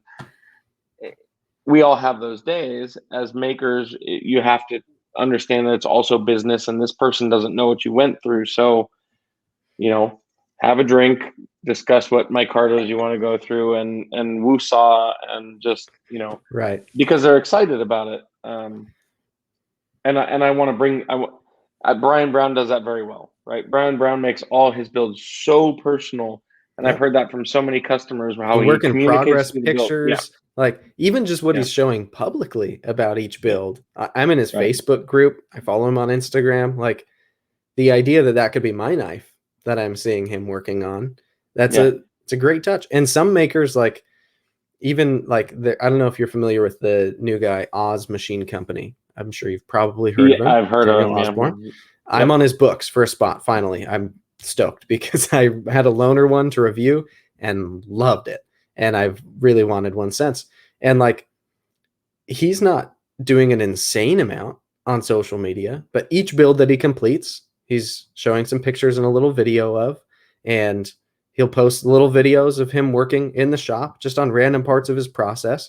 And as somebody like trying to consider which maker I'd potentially want to buy from if I'm going to play in that range, the idea that I can see how they work and how like it makes a difference. Like there's an added value on the buyer end of that equation when you can see, even if it's not your knife, just that if it was, you'd have that happening, Yeah. it adds to it. It adds value. Yeah. No, I agree completely. And just understanding that you picked those things, right? You work together. I was talking to somebody tonight about, he didn't know what scale materials he wanted to put on the knife. He knew the blade, and so my wife gets irritated sometimes. She understands more now that she's doing the hangs for us and taking custom orders. So she's always on the phone now too, which, isn't great that we're both on there. But since we started this, I was always in bed sitting there messaging people, and she thought I had 6 girlfriends because I was sitting there messaging so much. But they were all just guys they wanted to talk about knives and the material combinations. And so this guy tonight, he knew the blade, he knew the backspacer and the pocket clip. What do I do for scales? So in the end, we came up with, he wanted blue and bronze in some way. And I love bronze is one of my favorite, serious, what would you call that? It's not a composite, but, kind of an accent steel, metal to work with.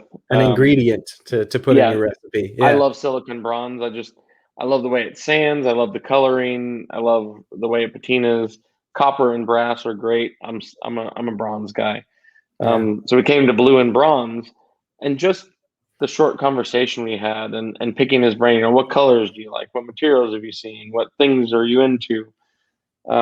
I feel better about his choice, and I know that when I put it together, we're going to work together on it. He's going to be stoked about it because he knows that we work together on it. Versus, sometimes people are like, oh, just, maker's choice. I love maker's choice too. That's equally as awesome. Right. But you probably want to ask them some questions and what are you into though? Yeah. Give me like a general direction here, because, when we do knives for shows, we're just digging in the pile and saying, what about this, this, and this? It doesn't mean that's for everybody. Everybody's got something that they saw that turned them on. Just give me a hint. Give me just a general direction of what you want to do with it. Yeah. And we'll run with it. But, and it's kind of like going to dinner with your wife sometimes, where you're like, oh, what do you want for dinner? Oh, anything. Oh, let's go to Italian. Oh, I don't want Italian. That's every single day for me. What do you want for dinner? And she'll be like, well, what do you want? And I'm like, well, you're the one who eats meat, but everything else vegan. And most nights wants a salad, but tonight you might want pizza. I can order something from anywhere. So why don't you tell me where you want to go? And that'll go easier. What did you eat for lunch? You don't want that again. Yeah. I'll pick 3. You pick 1 from that 3. That's the best I can do. Yeah. And that, that happens a lot. Blade steels, right? I want something cord. It's like, anything cord? Or here, I'll send you 3 pictures. Which one is closest to your direction? Yeah. You guys use a lot of XHP core, right? I feel like that's what I see a lot from you. That's a weird flyer question, but yeah. That's a fun topic, and I'll hit it real quick. What was popular when we started making knives was actually Armor Core, which is making another round right now. Chad Nichols cord steel is always popular, but if you're not familiar, Armor Core actually came from armor plating overseas. That he flew over and got the armor plate and brought it back, forged it into knife blades. And Armor Core has a really high contrast. When you saw those cord steel blades back in the day, where they looked polished, but then there was an etched steel, and you could see the grind lines, that's Armor Core, and it actually doesn't etch in every. You can't etch it, but in some applications of acids, you can actually leave the Armor Core clean and then etch the jacket. And that was super popular. And when Armor Core dipped out, XHP kind of took over. So that's Chad Nichols. I want to say his main core on his cord steels is XHP. I feel like this one's XHP, but I don't even know that for sure. That is actually 50/50 Forge Mountain Mai. Okay. That's a carbon steel. That's part of the reason that oxide, the black oxide treatment, I find works best on carbon steels. So that's why it works so well there.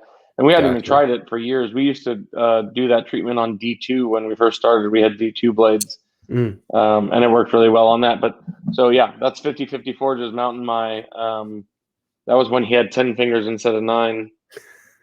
Uh, It's a historical piece. It's from a different yeah, time. Paxton's a good dude, but yeah, that was one of the first billets we worked with him on. The guy, and we yeah, see more story on that knife. We looked for that blade steel. The guy was on my books for almost a year because he wanted true San Mai. He wanted jacket core, or I'm sorry, core, highlight and then jacket. Mm, He didn't want, like the Damascus jacket on there. yeah. So we looked forever. We went to Blade Show West. Daniel was out there one year. We went to that, and he found a bulky V2 core steel, and the guy was like, "No, I'm not into that." And then I think we met Paxton because of that Mountain Mai. I saw it on number 7 knives. Mm, It kind of reminds me of Jack Daniels logo. yeah. No Guy makes, 7. yeah, yeah. That dude makes awesome knives. I follow him. I love all his stuff. But met him at Blade Show a couple of years ago, and he had a blade that he did from 50/50 Forge. We reached out and said, "Hey, listen, that's what my customer has been looking for. Can we get a billet of that?" And that's the first one we did with it. That's awesome. Yeah. So it was it was a project. I mean, that knife went on for years. Well, Yeah. it's cool for me. It's funny, like the when I got offered to trade the haptic for this, it was funny the way it went down because at first I was just gonna sell it and then just I'd have an even grand to throw at whatever, right? Like Yeah. you can pick whatever you want for that. And when I got the haptic, Martin had messaged me and he was like, if you let that go, let me know. And I owed him one because he gave me a bro deal on the Evo 2. And I was Nice. like, you got it. Like, if I let it go, I'm messaging you before I message anybody. Like, no, not a problem. Right. So the day I message him, he had just bought a Shiro icebreaker from Mm-hmm. Recon Oh, 1 nice. Nice. and he had just switched jobs, so he was off his normal pay cycle. Not like he was unemployed and didn't have money, but he was like, I don't get paid for like 2.5 weeks. He's like, I doubt you want to hold it for that long. And it's like, I'd really rather not. So then he was like, let me see, give me a couple hours, I'm at work, kind of thing. And I was like, no worries, like I'm not gonna list it until like at least tomorrow for you, whatever, just take your time. And then he offered me this and I was like, I should probably do that, but Yeah. like, is that really the knife I want? Like it's probably too pretty for me to use. And that's usually a big thing for me. And then I messaged Ryan about it and I was like, what do you think about this knife? And he's like, dude, you'll never get another chance at a stray flipper. Like, let Yeah. alone one that you think looks cool and is in a spec that you would like.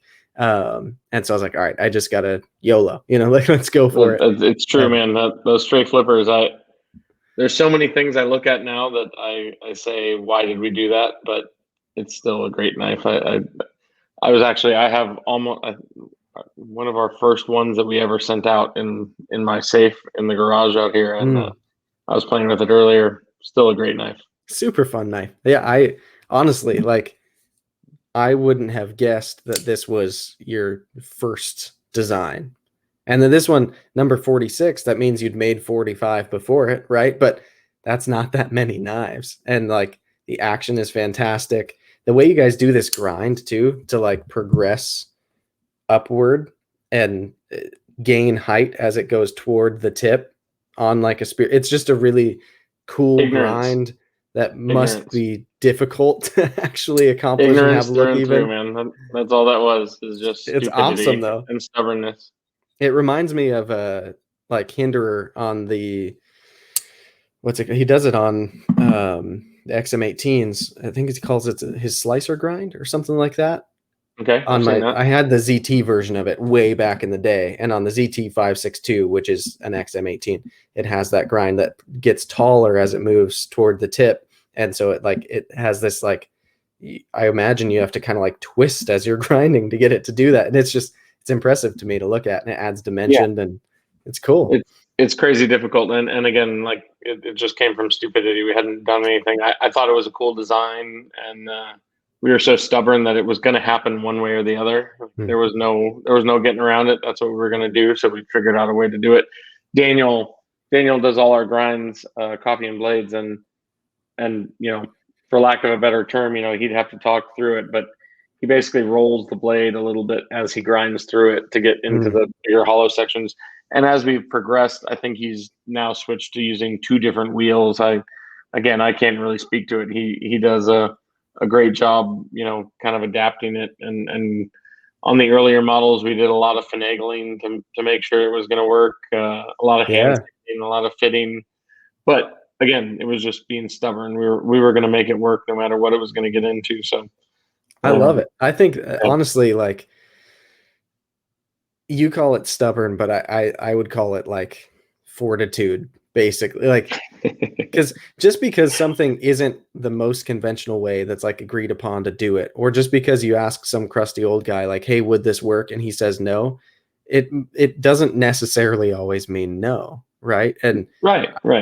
I think you have to, like, I don't know, at a certain point in design, the designs that I respect the most are the ones where you can tell the maker just didn't compromise. Like, they had that stubbornness, if you will.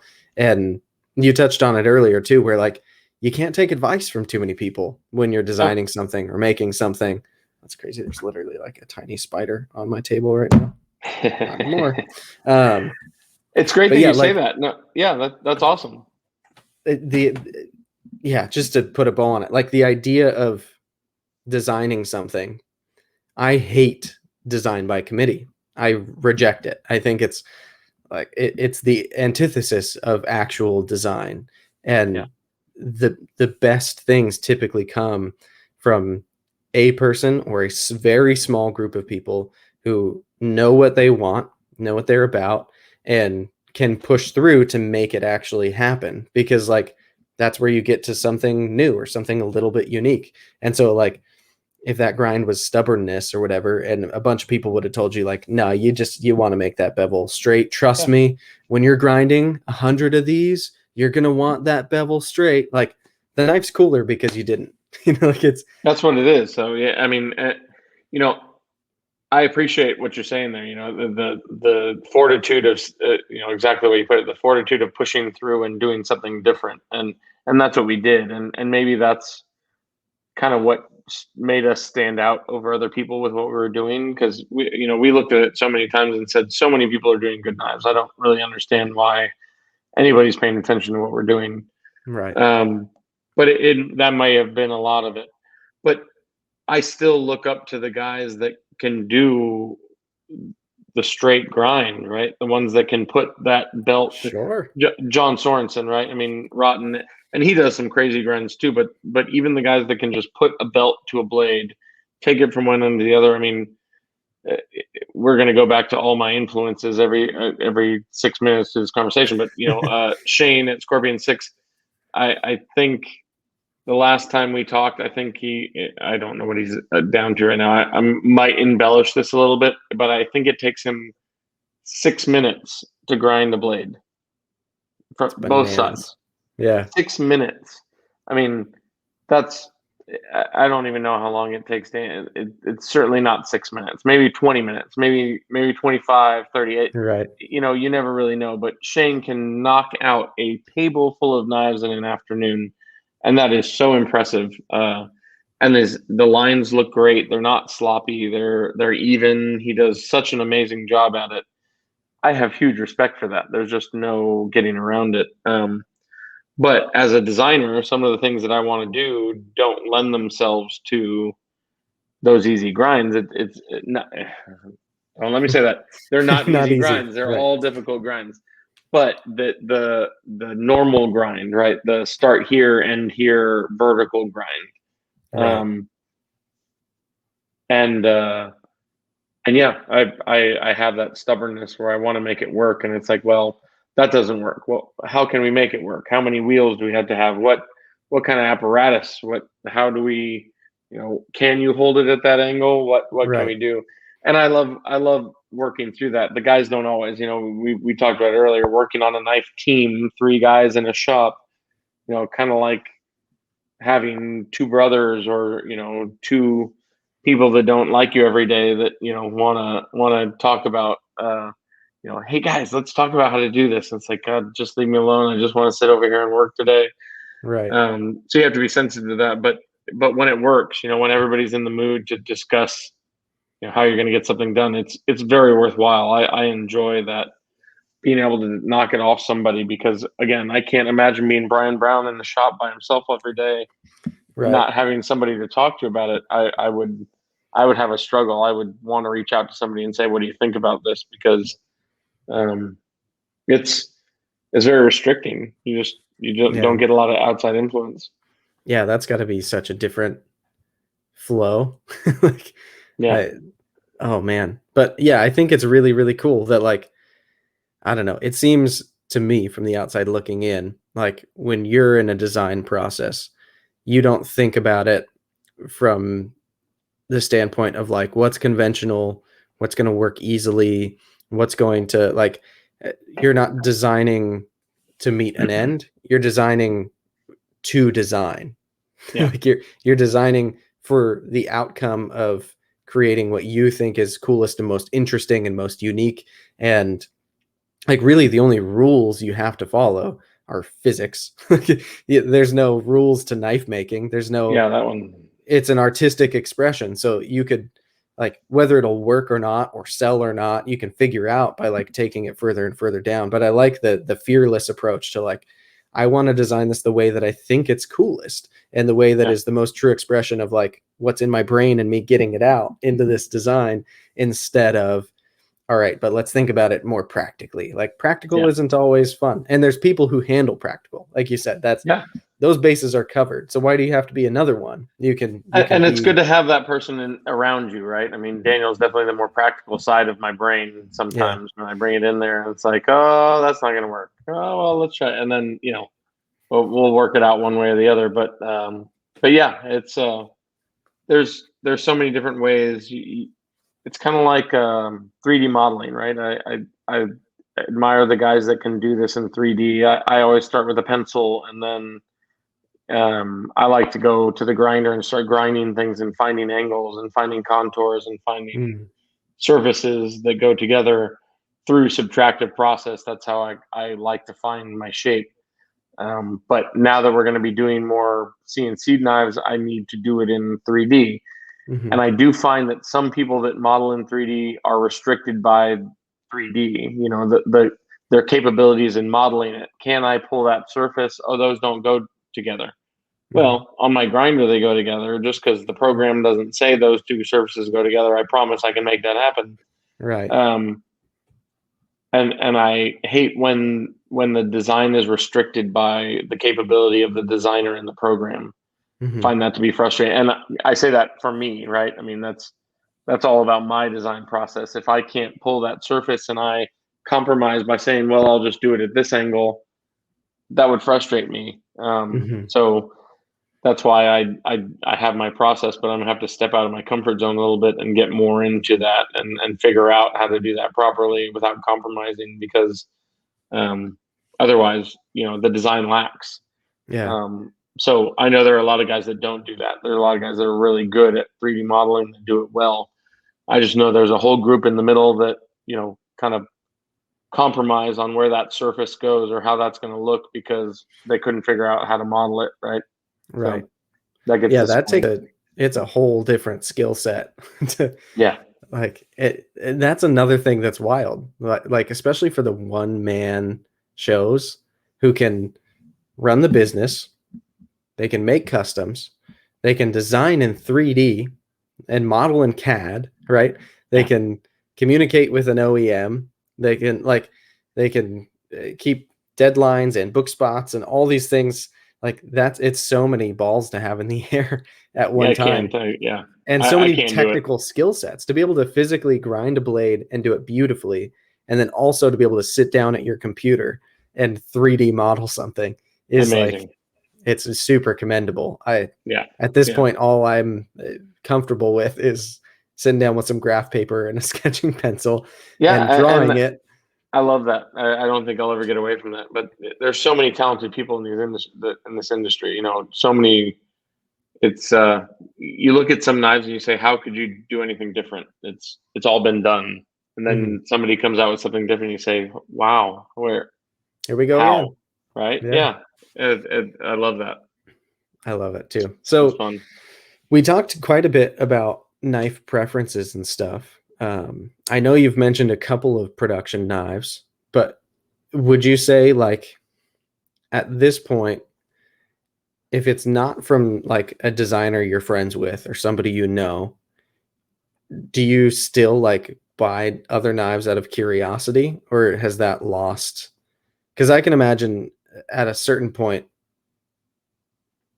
like you've got plenty of knives around you, and you Yeah. have friends who are shoving knives at you because it's the space you dwell in. So the idea of like going online and like looking for a different, like whatever new Benchmade just came out, like is Yeah. that still at all fun for you, or does it have to have some kind of like more meaning by a person attached to it? Or These have all been good conversations because I think we've gone in circle, in a loop on most of these. But uh, I love. So I was never really a big production knife guy. I mean, I had Kershaw's and things like that growing up. Somebody got me into Benchmades, a couple of years before I got into custom knives, and I love their products and ZT and stuff like that. But to bring it in full circle, I couldn't keep track of the names, the numbers, and I couldn't wrap my head around which model was which. And I think right. that hindered me from being really, really into it, was Mm. paying enough attention to know the difference. I would always walk into a gun store and go straight over the knife, the knife case, and look and see what I liked in there and see what I could afford and see what I could pick up.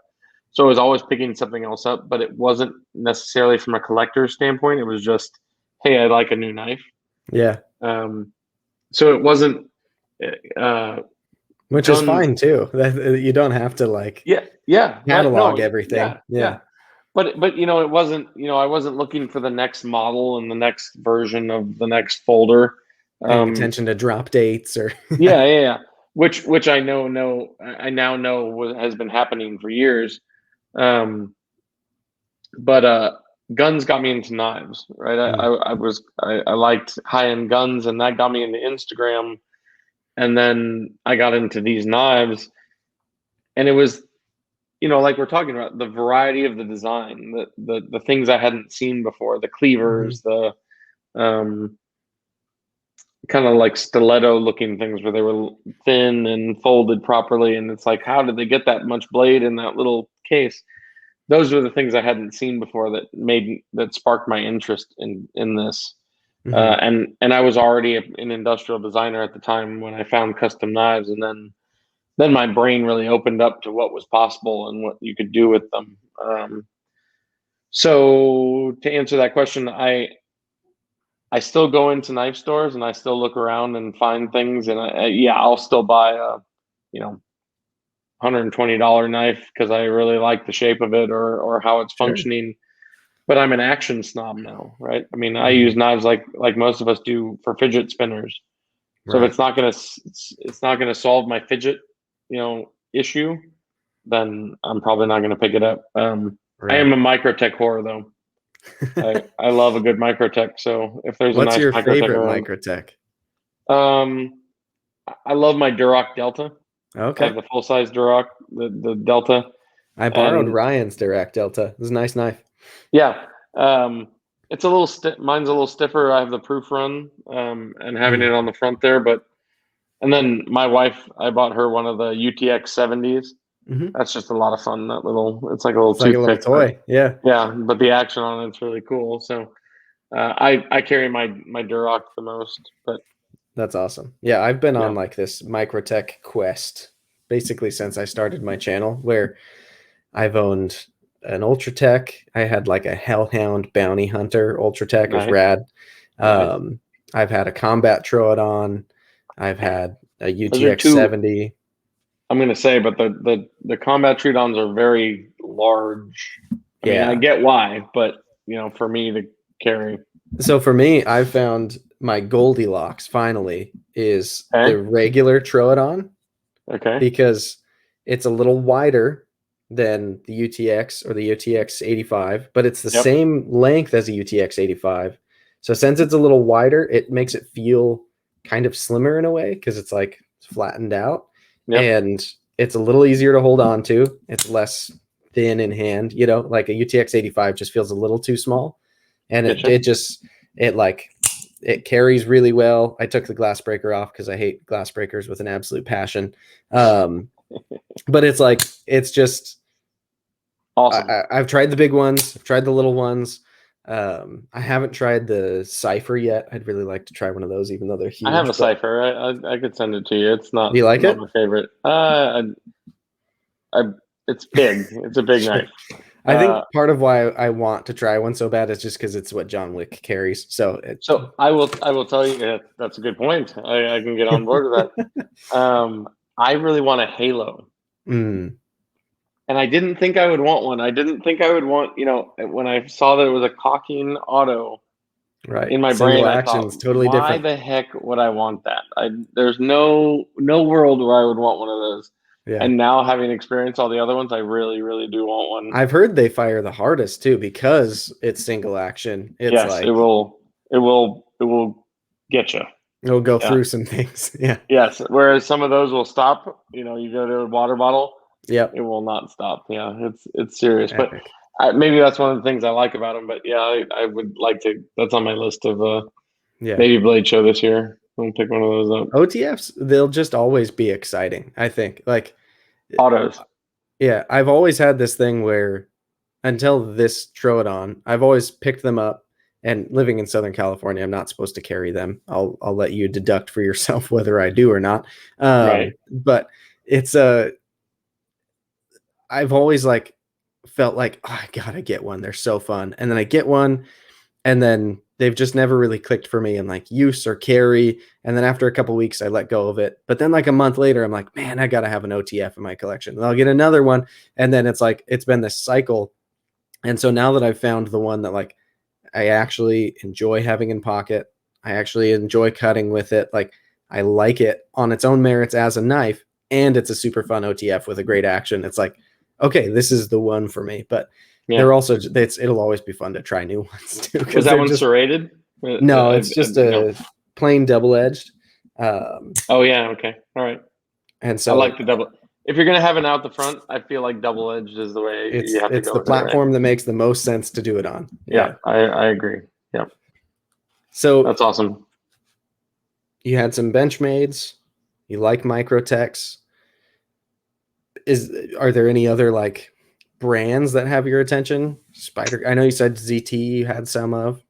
I love man, why do we all love Spyderco so much? I do like I'm Spyderco. a huge Spyderco fanboy. I just I get them, and their action's not exactly where I want it to be, and the blades usually way off to the left in the scale or the right, depending on how you're looking at it in the scale. But somehow we keep going back to them and keep using them. The Spidey hole is so much fun to flick. I just love a good Spyderco. I've seen good ones. I mean, every once in a while you see somebody who's like, "Oh, mine's perfect. It centers and the action's great." Every one that I have now, if it didn't come out of the box perfect, it is now because I'll just doing the crap out of them. But Spyderco is the most exciting to me in a lot of ways because they play with steel the most. Yeah, and for it in their U.S. factory at affordable prices. I have a PM2 in CPM 10V, and it was $160.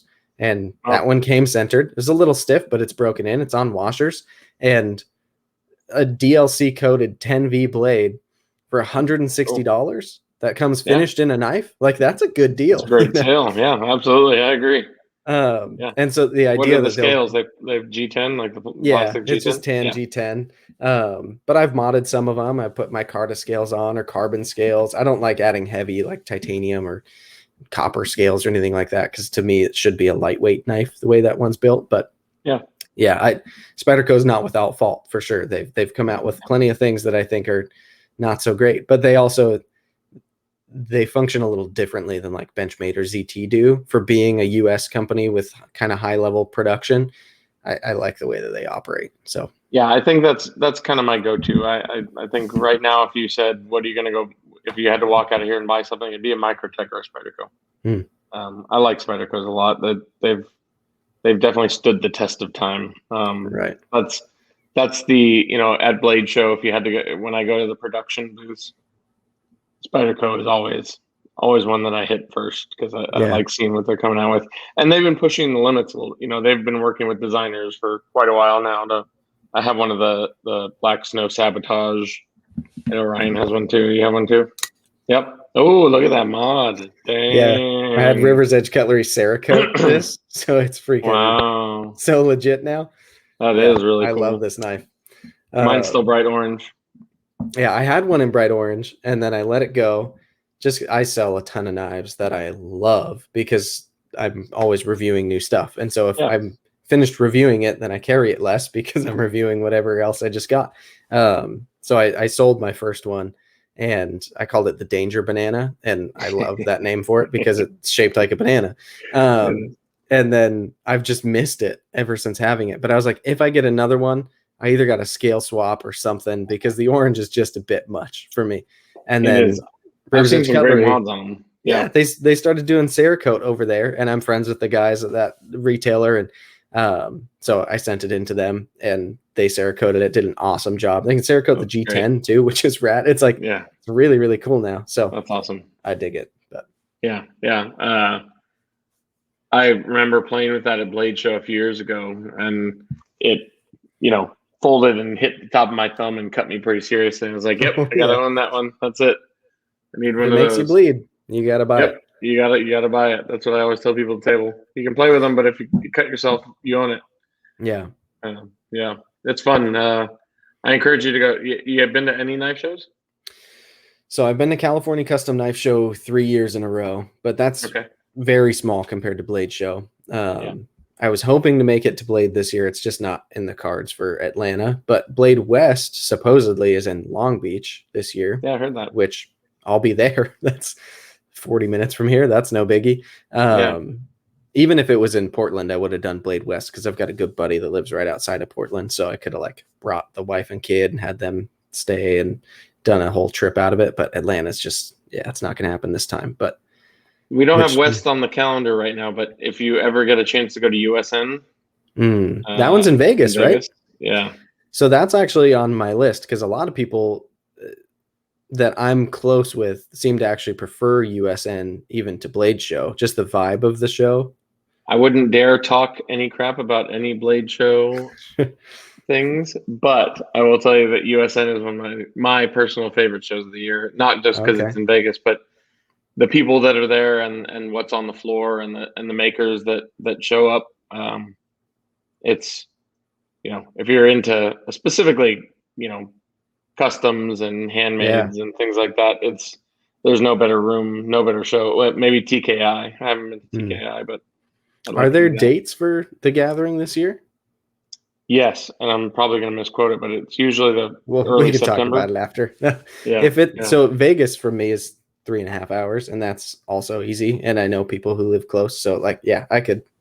It's an awesome show. Squeeze that one out. You should try to make that work, because it's just a good time. And again, barring Vegas, I'm just talking about the show. It's a lot of good people there. For sure. Yeah, I'm not I don't party, I don't drink. So Vegas is to me, it's buffets. But those are good too. It's close. So that's perfect for me. Awesome.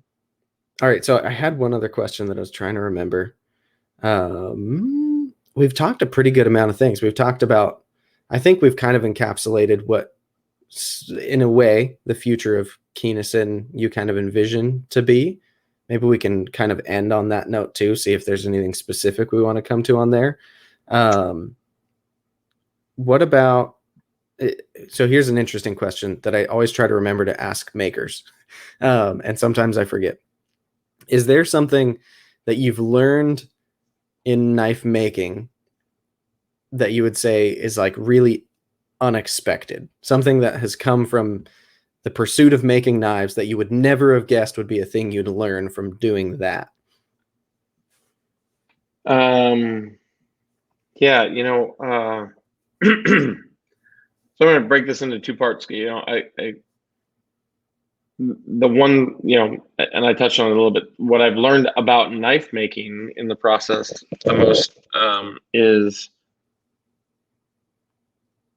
like we kind of discussed, is the ability to, I want to say overcome, but troubleshoot, right? The amount of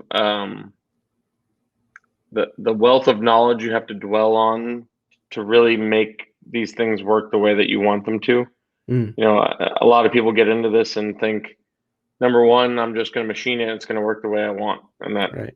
You got to know what rarely ever affects happens. what pushes on what pulls on what. Yeah. Yeah. And even then, even when you think you have it figured out, you know, I mentioned it earlier, chasing that dragon down the rabbit hole and trying to figure out how this affected this.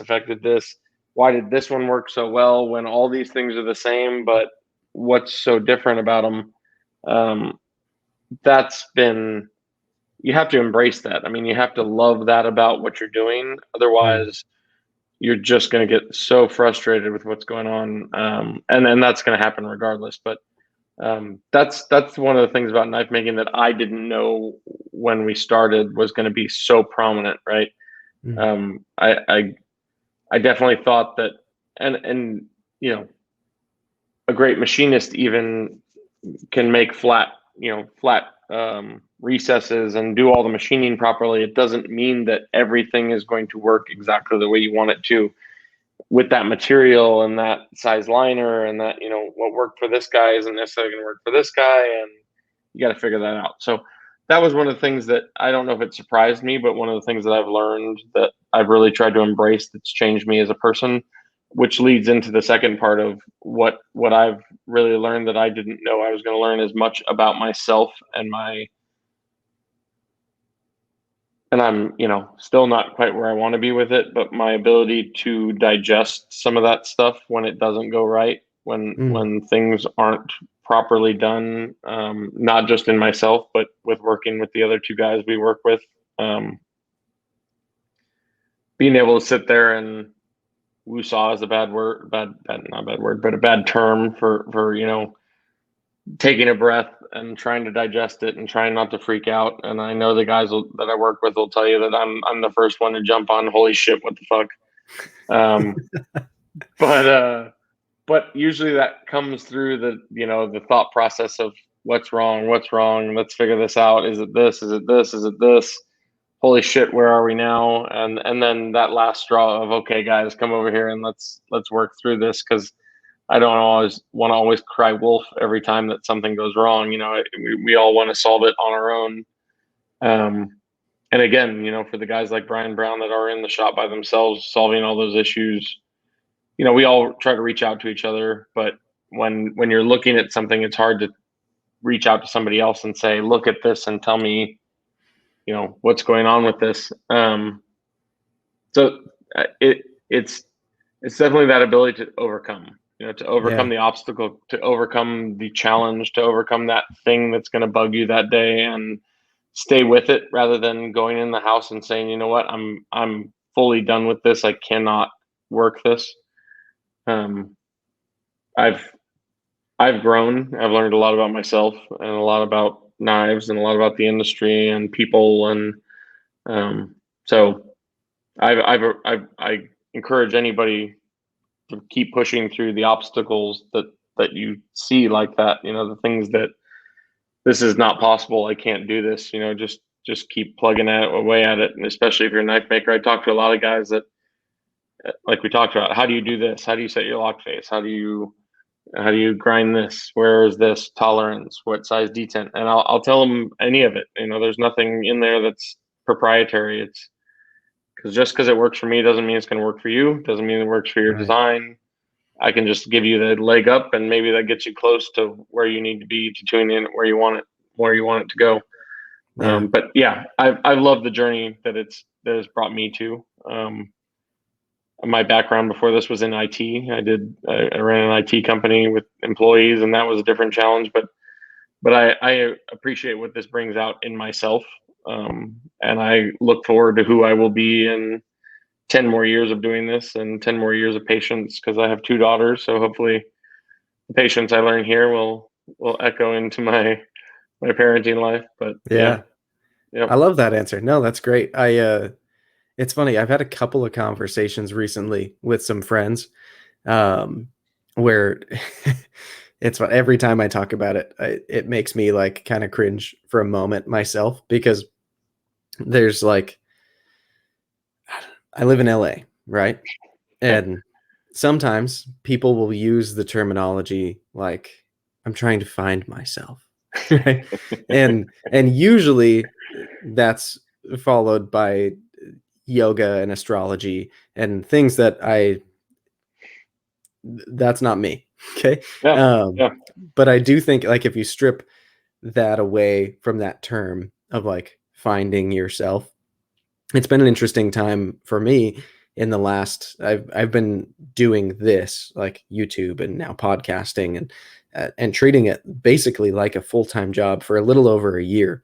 And it's funny because like I knew who I was before I started this. It's not like I was some late 20s Lost man who soul. had Yeah. no, Trying to figure. Yeah. but Yeah. there has been an element of, by just spending so much time engaging with something that I'm more passionate about than anything I've ever worked at before, there's been an element of finding myself in like a kind of cool way. Yeah. And in talking to other people who are just in a creative endeavor, whether they're also YouTubing like I am, other friends who have channels, or makers like you, or like hearing people talk about the methods by which they're finding who they are and what they're made of. Like, even though it sounds cliche and really corny and just like makes me as a not very emotional person feel weird to even talk about, I think it's really cool. Like, that's a lesson you could get from knife making, and I could get from making content about knife making. And like, Yeah. by taking, going out on a limb, I think is where it really happens, because you've had to push outside of your comfort zone. All those things you're talking about learning are from stretching yourself and pushing yourself, and growing hurts. Like, growing is not meant to be comfortable. No. um, but I love that that's a component of it for you. Is it like makes you a more sure person in yourself, makes you hopefully a better father, better husband. Like, that's Yeah. really cool that that could be that way for you. And like I said earlier, I think the maker is a huge component of especially the segment that you are in. And so to see that you're passionate about it and that it's having an effect in your personal life to be doing that is, I think, meaningful. So I think that's a great And answer. Brian Brown too.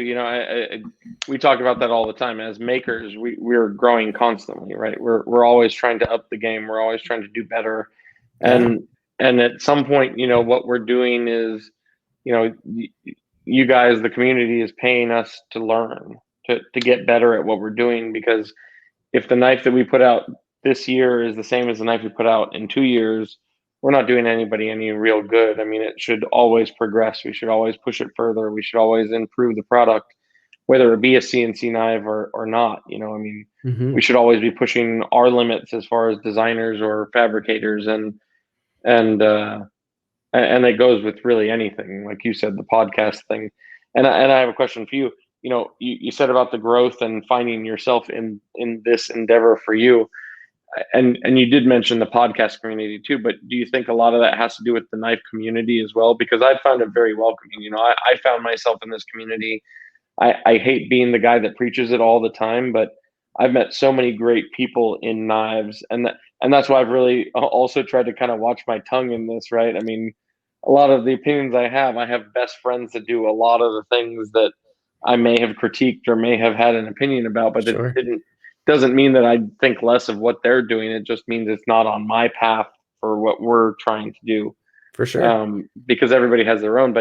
But knives in general, it's such a great group of people in my mind, and I've enjoyed it so much, and the shows, and the not just the people buying them, but the makers, and the people putting on the shows, and everybody that's been involved are just, to me, I found a community for me. And I ask you, to get to the question, is it, has part of it been the people that you've met through this endeavor? 1,000%. Yeah. Like, Yeah. some of the friends, adulthood for me has not been very full of friendships because I had a kid in my early 20s. My daughter's 6 and I'm 28, and my wife is 2 years younger than I am. And so like we were really young parents. And most of my buddies from when I was growing up were in college when I was having a kid and a family. Yeah. And I was married and living with my wife and having a kid, trying to make ends meet. Wasn't going to school because I needed to make money. And like my life became pretty different from most people my age pretty quickly. And Mm-hmm. so like I, I haven't had this like big pool of friends around me. There's been times where coworkers I've gotten relatively close to and hung out and stuff like that. And then like over time I've met a couple of guys like from the church I go to and stuff, but like it's rare. I don't have very many friends I'd consider very close. But then all of a sudden through like this hobby and then especially in starting the channel and getting to know other people who are so deep into it like I am that they're then making videos about it and like taking it to the next level where it's like a serious engagement forum. I've made some of my best friends in the world in that way. People that Yeah. I talk to, not just every day, but like pretty constantly all day. My wife makes fun of me all the time because like a lot of my best friends I've never met in person yet. Yep. And there's people I've like I mentioned at the beginning, Shane is in that group chat that I've been in for years. And I know those guys by their first names. Most of them I know what their family members' names are, like what's going on in their lives. Like they've been through milestones of getting married, like hard times, stuff like that. And Crazy. that's so much more real in this community than like I've been deep in the automotive community. That's clicky and toxic and Yeah. difficult to be in. And there's some good people, sure, anywhere, but the knife community is very unique in that way. And I'm constantly encouraging people to like just talk to people. Just like if you've got Yeah. a couple of buddies, put them in a group chat together and talk. And like I don't know, there's something about this hobby particularly that attracts a certain type of individual, um, not like demographically, but in just like this No. interest Yeah. is It's very different bonding. demographically. All kinds of different people, right? I mean, D&D guys and car nerds, and I Yeah. mean, You've got and really somehow, macho yeah, alpha dudes, and then you've got yeah, guys who are like artistic, and like you've got women, and there's this whole like yeah, in the midst of all that, I find like most people are really cool. Not yep. everybody. There are people No, no, who no, definitely not. Yeah, no, certainly not, no, but you can't talk across the board, and everybody's got their opinions, and everybody's been wronged in some way. But in general, even when you get on the message boards or you buy and trade, buy, sell, trade, and somebody does you wrong, I mean, there's going to be 300 guys on your, on their back, supporting you because they don't want to see you get wronged because they want to support this community. It's great yeah, in that aspect, and it can be double edged, obviously, and in all kinds of different things. But yeah, I just wanted to kind of see if you'd had the same experience that I've had, because part of what makes this something that I wanted to do for the rest of my life was the people that I met, and the relationships that we built throughout this process just made it a no-brainer, right? I mean, yeah, to give up what I had to do this, I want to keep doing it. I'd love to continue to do it as long as I possibly can, and part of that means doing everybody right, right? Putting out the best product, standing behind it, and doing right by everybody that wants to support it, and that's what we're trying to do. yeah.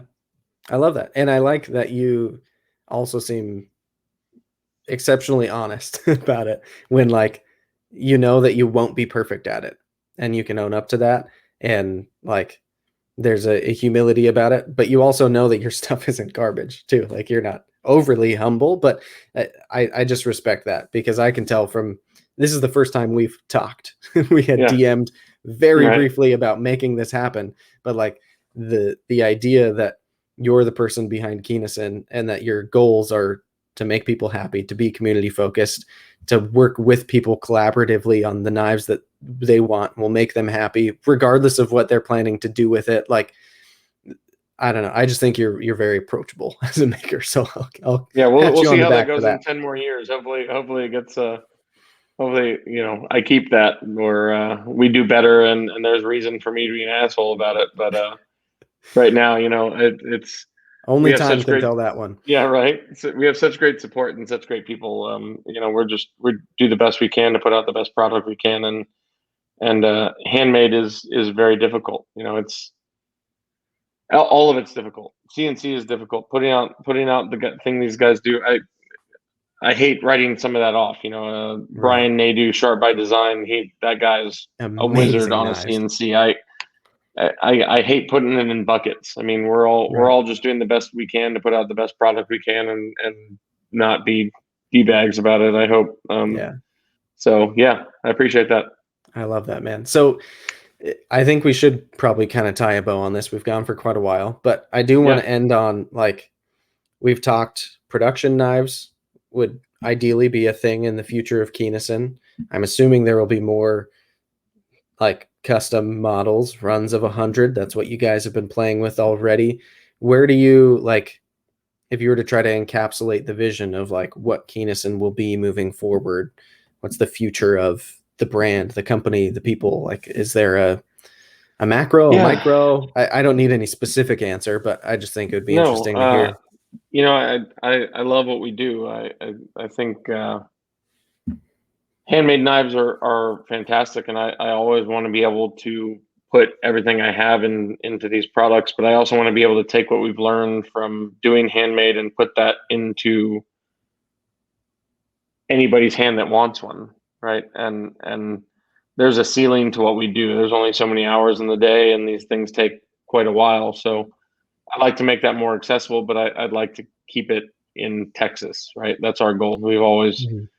We've always tried to do that. So, Daniel and Will and I, our next step is to try to do something on a broader scale while keeping our quality in there and keeping it something that we can keep an eye on, and make it still have our names on it so that we're producing it. Um, there are a lot of little things that may happen in between there, but the general idea is that we would love to be, a household name Mhm. in knives like everybody else. That might be a farther reach than is we're capable of reaching right now, but yeah, I would love to do larger scale production in here in Texas and here in the United States, and be able to make an accessible price point knife that we can put into more people's hands, Mhm. and bring our quality without relying on somebody else to do it. So we'll see how I that dig goes. it. That's a tough goal. A lot of better men than I have tried. So But we'll see how that goes. there are some who have been successful at it. Like it I think of in my mind what's closest to what you're trying to describe is basically like if ProTech was in Texas. Yeah, and yeah, right. And I love that idea. I love ProTech knives. They're in Yeah, California, which doesn't bother me so much because I'm also here behind the wall. But I love the idea of more companies like that. And I yeah, think there's been like this outcry for like more American made options, and people will pay for those things and people want those things. People would love to see those things succeed, myself included. And I think that's really kind of, I can't see there being a Riat or a we here out of nowhere. It's just like that's such a big leap to make yeah. from square one to just No, get to that finished product. But what can happen is there can be more ProTech like brands who right. don't have to be KAI and they don't have to be CRKT and like these giant companies. They can be these like self-sustaining medium staff of like effective and successful knife companies. And Grassroots, if you will. yeah, You know the people that are doing it, right? and if you get enough of those, then some of those can also slowly but surely start to squeak out like we can do someone else's production run of something and not Yeah. just our own designs. And I think it's more of a long game than just like don't buy from Riat, like Oh I yeah. No, don't no. I don't feel that, but I love that there's I people enjoy like Riot. you trying to Yeah, figure it out to like yeah. bring more of it here, stake your claim, and I applaud you for it. So I think that's great. And I'd still love to work with those guys. I love what Riot does. These guys they're doing a great job with it. I don't want to discount anything anybody's doing, right? I'm a Right. big fan of everything that's happening in this industry and the way that everybody's pushing it. Everything we've discussed, right? The way that everything's kind of pushing to a general price point and a general acceptance of everything. This has been an awesome conversation. I've enjoyed, and like I said, I think everything's kind of come around Right. since we started this. So that's been really fun. But yeah, I applaud what Riot has done for all these makers. I mean, I think it's pushed this industry so much further, and it's given a lot of guys the ability to push their trade and extend their reach and do what I'm saying. I wouldn't say that we wouldn't do a Riot knife. I mean, we absolutely would. I like those guys. I think they put out a quality product. But But you'd prefer to make it in Texas, which is fair to say. And yeah, that's it. and I commend you for saying it. I Yeah. think that's another thing that, like, it takes balls to get that done would be major. And so to even admit you want to do it, a lot of people would be afraid to, like, say that's the goal because they'd be so, like, intimidated by it, And so I like that you can openly be like, we'd like to get there. We don't know every step of the process yet, but we're starting to plan. We're figuring it out. We're putting one foot in front of the other. That's great. I'd really appreciate everybody for supporting us along the way, right? I mean, that's what this is. Every time we hit a new hurdle, we get a bunch more people supporting us and pushing us to our goal. So it's been amazing. Yeah, man.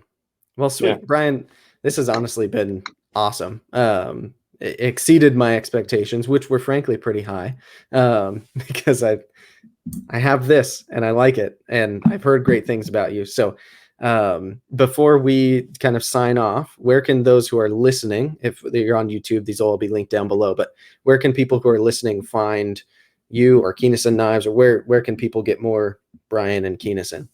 Yeah, good question. KeanisonKnives.com is our website where we have all the models listed on there. Instagram, as you know, all of us do, is a great outlet for seeing what we have going on, seeing what new models we have coming out, and how we're progressing. I'd love to tell you there's more outlets, but that's kind of where we're at right now. We'll as we grow, hopefully the website grows and we push our limits a little bit further, but. Yeah, that's where you find us these days. Killer, man. Well, sweet. I encourage everybody to check out your work because you guys do some awesome stuff, and I love seeing it progress as time goes on too. Literally just the last couple of days watching you guys from start to finish do your first inlay model in some wild materials. Like, it's cool to kind of virtually be along for the ride. So I appreciate you taking the time, man. You're honestly welcome anytime. Let me know if something big is happening and you want to have a podcast to commemorate it, or you just want to chat like this again. It would be a lot of fun. Thanks, Jake. I appreciate this. This was a lot of fun. Killer, man. Well, sweet. Thank you, everybody, for listening. This has been episode number 20 with Bryan from Keanison. And we'll see you guys on the next one.